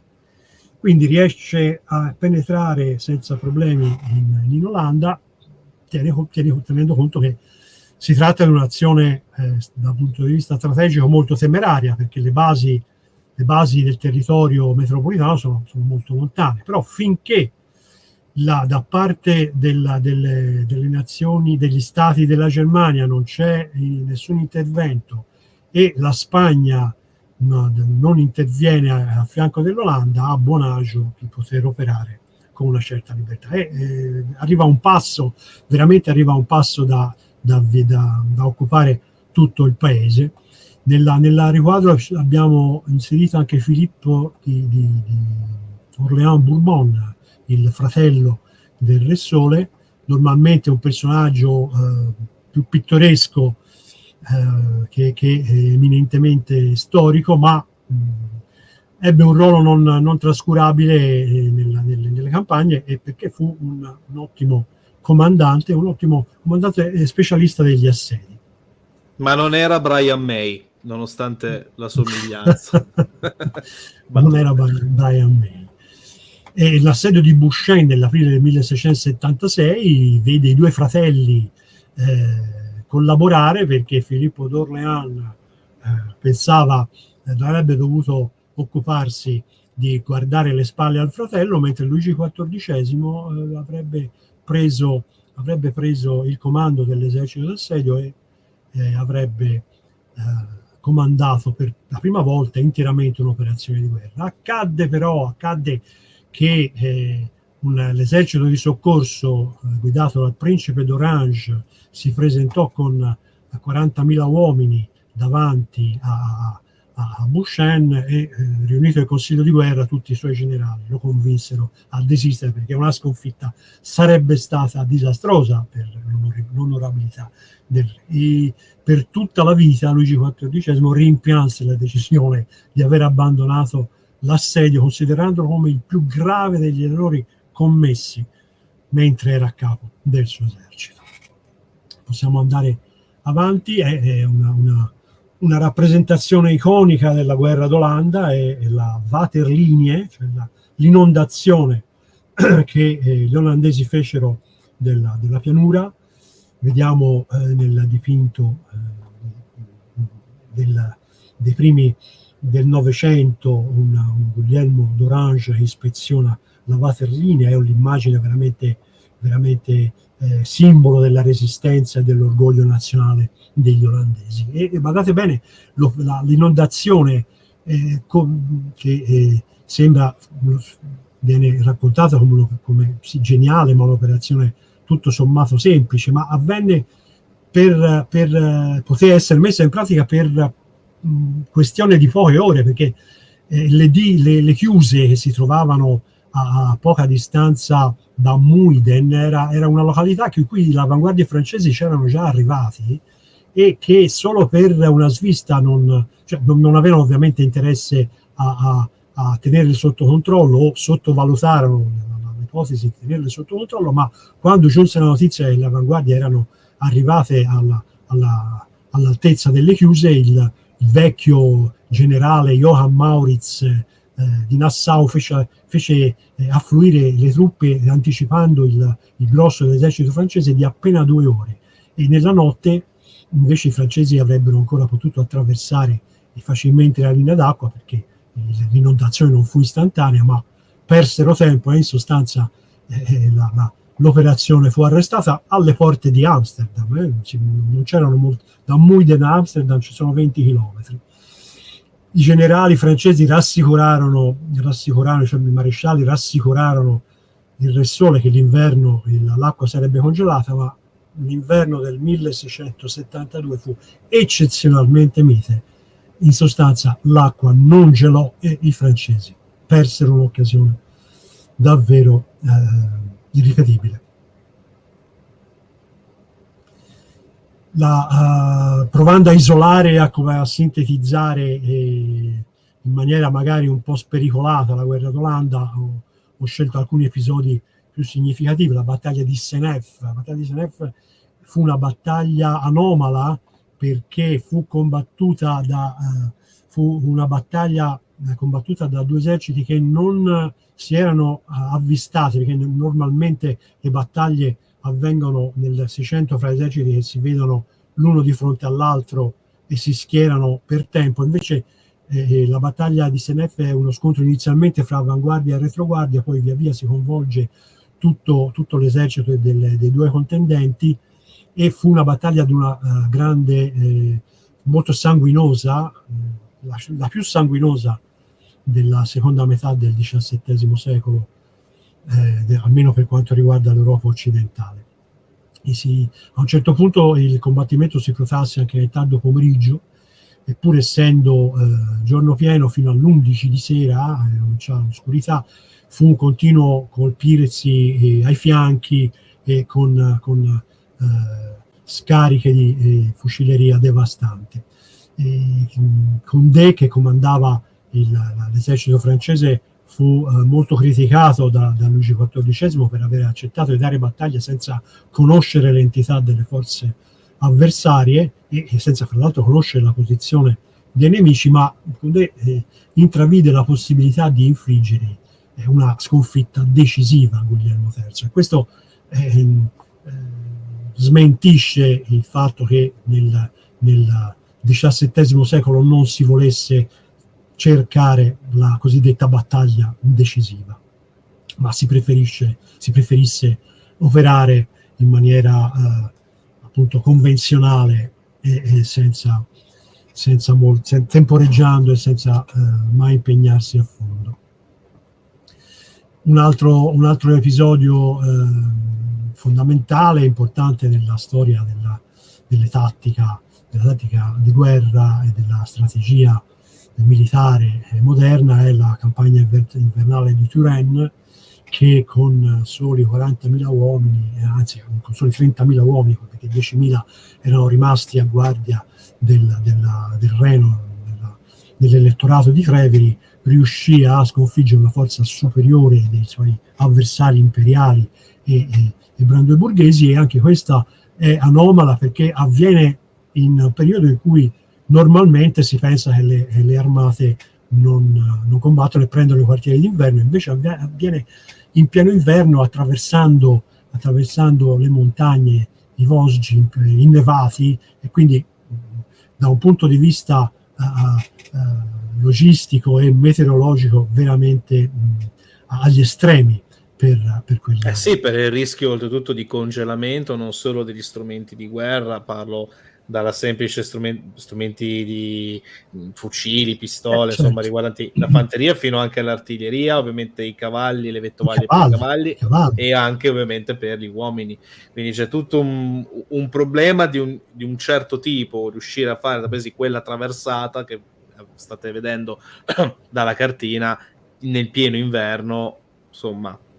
E sconfiggendo per 3 volte, non una volta, sconfiggendoli 3 volte i nemici. In quel caso maestro della dissimulazione, Turenne, per far credere di avere un esercito più numeroso, fece schierare tutta la fanteria e la cavalleria in una lunga linea, solo una linea unica senza riserva, e diede ordine a tamburi, trombe, timpani e pifferi di suonare a più non posso, per aumentare l'effetto di far credere di essere a capo di un esercito più numeroso. Ecco, questa è una cosa molto interessante, perché fare marciare in colonna, che vuol dire che praticamente sei vulnerabilissimo a qualsiasi attacco, specialmente dai lati, arrivare praticamente a usare, diciamo, questo modo per far credere che si è in molti di più e molto più anche raggruppati in una formazione magari in linea rispetto a quella in colonna, beh, è un mezzuccio. Però evidentemente in guerra non ci sono limiti agli stratagemmi. Questo non me la puoi negare. Procediamo. La giornata di Salzbach, il 27 luglio del 1675, Montecuccoli stavolta è avversario di Turenne. Montecuccoli è un vecchio affaticato, sofferente di emorroidi, quindi con tutto quello che consegue della difficoltà di condurre una campagna di guerra a cavallo. E il 27 luglio un colpo di cannone di un falconetto colpisce in pieno Turenne mentre con i suoi ufficiali stava effettuando una ricognizione davanti alle linee nemiche.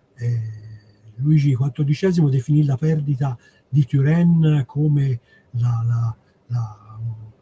irreparabile, chiamò Turenne il padre della patria, tanto era la riconoscenza e la venerazione verso questo grande comandante. Un altro episodio della guerra franco-olandese, che normalmente non viene considerato, ma che a mio parere è abbastanza importante, per non dire cruciale, è la battaglia di Conselbrücke del 1675, perché è la prima seria sconfitta che i francesi subiscono. Il maresciallo di Créqui, che era uno dei comandanti giovani più promettenti, cerca di intercettare l'esercito che guardava le spalle all'armata imperiale mentre si preparava l'assedio di Philipsburg. Al comando di questo corpo, composto interamente di truppe tedesche e spagnole, di truppe degli stati tedeschi, c'erano Carlo IV di Lorena con il suo contingente di ciò che gli restava del suo esercito in esilio, e un comandante italiano, Ottavio del Grana del Carretto, marchese di Savona. Crequi disse che la sconfitta era stata motivata dall'aver sottovalutato, come sempre succede, le forze dell'avversario. Luigi XIV disse anche a Nordlingen Maurizio di Sassonia perse perché era sicuro di vincere. Bisogna poi ricordarsi che anche nella guerra nella guerra d'Olanda, nello scontro di Saint-Denis, uno scontro assolutamente inutile, sarebbe stato anche quello meritorio di una slide, ma bisognava sacrificare qualcosa. La battaglia di Saint-Denis, che viene combattuta dopo che è già stata firmata la pace di Nimega, e che fece 20.000 morti praticamente senza nessun scopo. Bisogna sempre ricordarsi che la guerra è veramente uno sporco affare. Siamo nel periodo in cui Strasburgo, il periodo appunto delle Réunion, nel 1681, anche qui senza troppi preamboli diplomatici, Strasburgo deve aprire le porte a Luigi XIV. Strasburgo era una libera città, una repubblica dell'impero. era anche molto importante militarmente. Certo, perché era il miglior passaggio per entrare in Alsazia, avendo i ponti sul Reno, e quindi aveva consentito fra l'altro a Montecuccoli di tenere sotto controllo i francesi e poi successivamente a Carlo V di Lorena di tenere sotto controllo i francesi in Alsazia. Adesso invece con la conquista di Strasburgo Luigi XIV mette davvero un piede in Germania, ancor più che in altri momenti, quando ormai in quegli anni lì non ha più alleati rilevanti fra i principi tedeschi.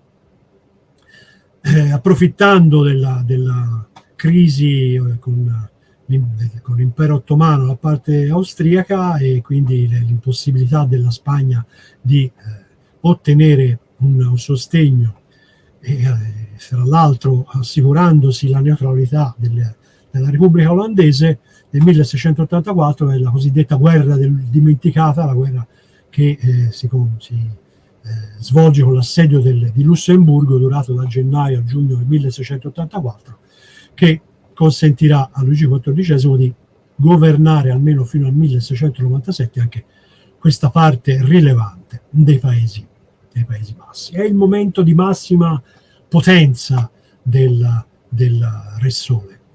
Dopo qui, con la guerra della Lega d'Augusta, inizia il declino. Ed eccola, stavolta, come dice, l'incantesimo si è rotto, tutta l'Europa ci ha dichiarato guerra. C'è un motivo perché lui, tra le altri, però il perché fece l'editto di Fontainebleau.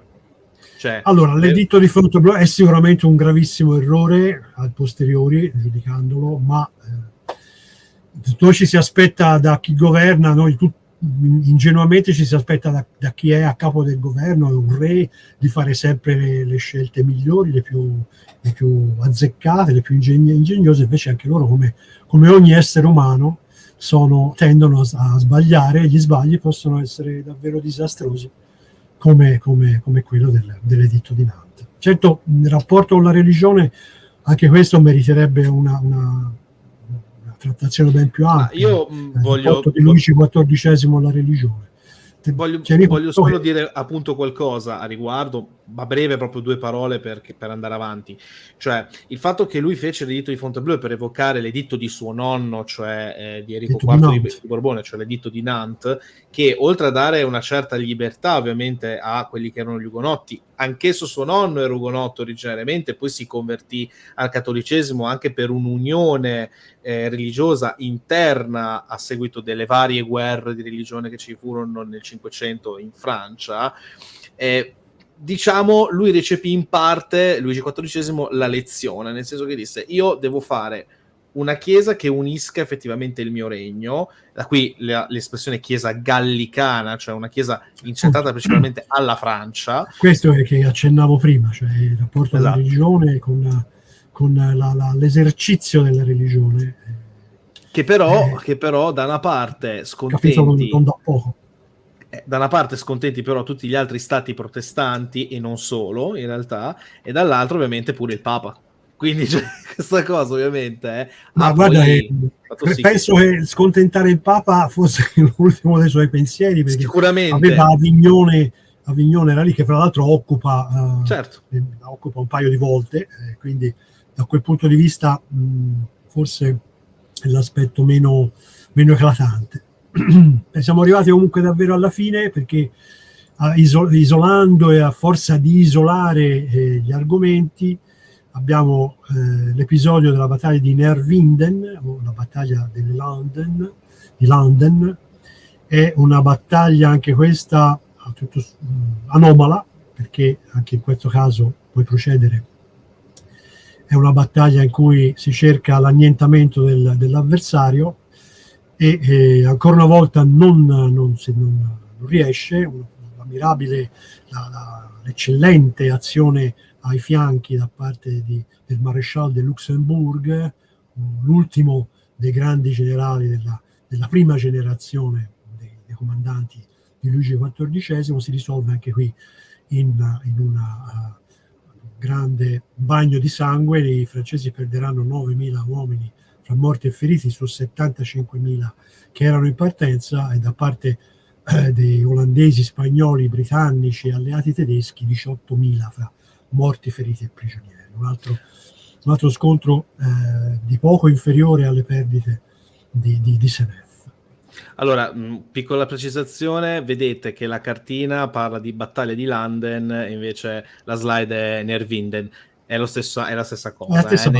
Nei vari saggi storici, ma specialmente nei manuali di storia, si parla molto della battaglia di Landen e non della battaglia di Neerwinden. Gli anglosassoni la chiamano preferibilmente la battaglia di Landen, mentre invece gli olandesi e i fiamminghi, visto che è in casa loro, preferiscono chiamarla Neerwinden. Fra l'altro comunque nella immagine della pianta c'è scritto onestà di David Chandler, al quale ho sottratto l'immagine, giustamente la ricorda.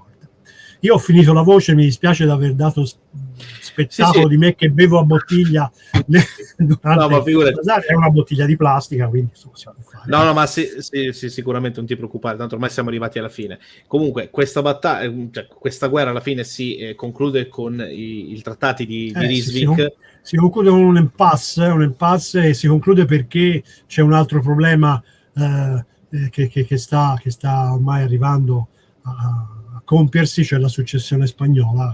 Quindi, infatti il povero Carlo II di lì a 3 anni lascerà definitivamente questa terra e darà inizio alla guerra di successione per il trono di Spagna, del quale avete già parlato ampiamente con Cerino Badone. Assolutamente sì. Comunque, giusto 2 parole magari sul trattato di Rysvik. Va detto che aspetta, scusami, non per interromperti, perdonami. Figurati. La guerra della Lega d'Augusta ha una valenza strategica particolare, perché apre un nuovo fronte alla Francia, mentre tutte le guerre aveva combattuto erano fronte principale le Fiandre, fronte secondario i Pirenei, e poi successivamente la guerra d'Olanda un altro fronte non secondario, il Reno. Con la guerra della Lega d'Augusta si apre il fronte italiano nel 1690, con l'ingresso nella Lega d'Augusta appunto di Vittorio Amedeo di Savoia, e questo fu una complicazione non da poco per la geostrategia di Luigi XIV. Sì, e proprio parlando di geostrategia, in questa guerra appunto volevo dire 2 parole proprio sul trattato di Rysvik, che appunto fa concludere questa guerra dei 9 anni, anche viene chiamata. Cioè, cosa succede? Che Strasburgo diventa completamente francese, quindi di Luigi XIV. Certo. Esattamente, ma specialmente vengono anche ratificati di fatto i confini fondamentalmente del regno di Luigi XIV. Altra cosa, e questa secondo me è estremamente importante, viene riconosciuto anche non solo il matrimonio, ma la legittimità del trono inglese dell'ex stadtholder d'Olanda, cioè al tempo quando era in Olanda Guglielmo II, poi è andato in Inghilterra Guglielmo III. Grazie ovviamente. Tutte implicazioni diplomatiche fondamentali, certo. Grazie per averle ricordate. Andrebbe anche aggiunto che la Regata Augusta davvero forma la Francia nella sua configurazione attuale, cioè diventa l'esagono per eccellenza della cartina geografica dell'Europa. Io ho concluso la mia presentazione di slide con alcuni consigli di lettura. Uno è un classico, il primo a sinistra, Il gigante del Gran Secolo di John Lynn, uno dei, personalmente, il testo di riferimento principale per quanto riguarda il XVII secolo, secondo me lo studio migliore mai fatto in tempi recenti, e al centro invece il suo contraltare, un ottimo libro che secondo me va letto dopo aver letto quello di Lynn, che è Lo Stato dinastico e l'esercito sotto Luigi XIV, una bella analisi dal punto di vista proprio sociale del fenomeno militare sotto il Re Sole.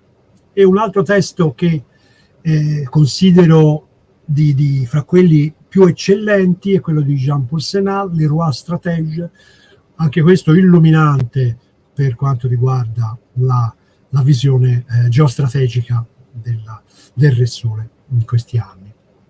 E successivamente, per quanto riguarda invece l'aspetto più specificatamente del modo di fare la guerra, questi tre autori, il professor Jeremy Black con il suo Warfare from Renaissance to Revolution, John Childs, che ha dedicato un intero saggio esclusivamente al XVII secolo, e poi quello di David Chandler, che è maestro della descrizione delle battaglie, della capacità di descrivere le battaglie, ha confezionato questo gioiello della editoria specializzata. Mi dispiace non c'è nessun testo in italiano. Questo può voler dire qualcosa, può significare qualcosa da un lato, oppure può non significare niente, scegliete voi. Ma ahimè, il XVII secolo in Italia sembra non godere di grande reputazione. Io ringrazio le persone che mi hanno aiutato nella messa a punto di questa chiacchierata. Ci sono alcuni molto autorevoli, soprattutto Luca, che mi ha accettato di ospitare questa mia discussione, e alcuni amici che, se sono all'ascolto, ringrazio volentieri di tutto l'aiuto che mi hanno fornito nella serie che sto scrivendo in questo momento. No, siamo noi che ringraziamo te. Ovviamente, insomma, per i libri dovete impratichirvi di più con le lingue, perché, ahimè, certi temi sono stati trattati molto di più in territorio anglosassone, francese o tedesco rispetto a quello italiano. Noi ogni volta dobbiamo sempre molto rincorrere, però la ricerca è anche questa. Detto questo, io aggiungerei invece altre due domande, dato per concludere proprio se ci sono delle domande, volentieri rispondo. Poi spengo la luce. Più che altro per me e anche per la chat, dato che abbiamo citato dei libri, parliamo anche di film e luoghi. Partiamo da questi ultimi, dai luoghi. Ovviamente io porrei sicuramente Les Invalides e la Reggia di Versailles. Tu che cosa invece pensi siano luoghi da visitare? Allora, io aggiungerei la fortificazione di Mont-Dauphin nel Delfinato, che è ancora una fortezza originale di Vauban. Conserva ancora tutta la parte lignea delle coperture, che è quella disegnata dagli artigiani che collaborarono con Vauban. Mi ricordo un pozzo con una copertura lignea che è smontabile, si può smontare che è costruita senza l'ausilio di chiodi. Se si tratta di una visita che ho fatto 40 anni fa, quindi magari oggi qualcosa potrebbe essere modificato, però mi ricordo come un'esperienza veramente, veramente interessante. E invece per quanto riguarda i film, possibilmente non fetenzie, perché insomma ed è difficile qua. È molto difficile perché l'unico film che io ricordo di aver come dire, considerato un film soddisfacente per il XVII secolo è un film che non parla di guerra, ma parla però comunque dell'ambiente del Re Sole, ed è Le Roi Danse, un film che è circolato in Francia e che fa un ritratto del potere di Luigi XIV, che si esprime in questo caso attraverso la musica. Il film è incentrato sulla figura del compositore Jean-Baptiste Lully, che poi è il fiorentino Giovanni Battista Lully, questo per amor di campanile, che è veramente un film che consiglierei di andare a cercare e di guardare con molta attenzione. Allora, io invece sono un po' più sugli anni 90, ovviamente prendete ovviamente con le pinze quello che viene raccontato. Magari me lo sono dimenticato io, no, ma figurati, ricordarlo. No, ma per l'amor del cielo, no. Ci sono in realtà vari film che, come quello che hai tu menzionato, trattano il tema Re Sole, però da varie angolature e sempre all'interno di un contesto ben ristretto, inerente un personaggio che magari non era all'interno della corte, cioè non faceva parte della corte, ma era semplicemente un tecnico che magari, che ne so, faceva i giardini del re. Ci sono arrivato. Esattamente, no? Quello Vatel, giustamente, esattamente. Poi c'è Vatel, ad esempio, o meglio Vatel, che Vatel, sì, anche Vatel. che riguarda il fornaio, hai ragione. Ce ne sono. Di fatto, vabbè, la serie Versailles lasciamo stare, che è meglio. La serie Versailles le stendiamo un velo pietoso. Però invece ora hai stimolato i miei neuroni e mi sono ricordato un altro grande contributo cinematografico, benché fu trasmesso in televisione, ma si trova perché fu una coproduzione Rai, è quello su Molière. Ah sì, esatto. Che era fantastico anche quello.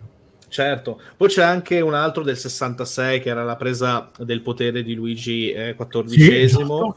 Ad esempio. Poi vabbè, ovviamente lì, ripeto, è un film particolare, cioè ovviamente prendete con le pinze quello che viene descritto, però è tratto di fatto dal terzo libro della trilogia dei Tre Moschettieri, il Visconte di Bragelonne, e parlo della Maschera di Ferro. Maschera di Ferro. Vabbè, è una storia, è un fumetto divertente. Sì, molto divertente. Nessuno scoprirà mai chi sia stato davvero la Maschera di Ferro. Però è molto interessante per vedere anche un po' com'era la personalità di Luigi, anche perché di fatto un pochino vediamo più la personalità letteraria. Sì, cioè, sì, giustamente, però insomma parliamo di un re che insomma diciamo che aveva un'alta cognizione di se stesso, ecco. Sì, era sicuro dei suoi mezzi, sì. Va bene. Detto questo, io ringrazio Bruno Mugnai per essere stato qua. Grazie a tutti voi. Disamina questa bellissima lezione. Ovviamente, insomma, andate a guardarvi, spulciarvi i libri dello stesso Bruno, per quanto siano in inglese, perché comunque meritano anche solo le illustrazioni che vengono fatte all'interno, dato che le fa lui e quindi insomma hanno un certo peso per quanto mi riguarda. E io ringrazio ovviamente voi che siete stati circa 2 ore e 20 comunque qua ad ascoltarci. Evidentemente insomma qualcosina abbiamo dato, abbiamo lanciato. E io a questo punto me ne vado in vacanza, caro Bruno, perché ho bisogno di staccare buone vacanze. cosa che probabilmente non farò, però ci proviamo. E bene, a questo punto io vi rimando a, credo, settembre, dove inizieremo nuove serie, preparerò anch'io nuovi contenuti e magari cercherò anche nuovi esperti ospiti da portare qua in live, e quindi ringrazio voi, ringrazio ancora Bruno, ci vediamo a settembre a questo punto, ancora qui su Paresia. Ciao a tutti, grazie Bruno.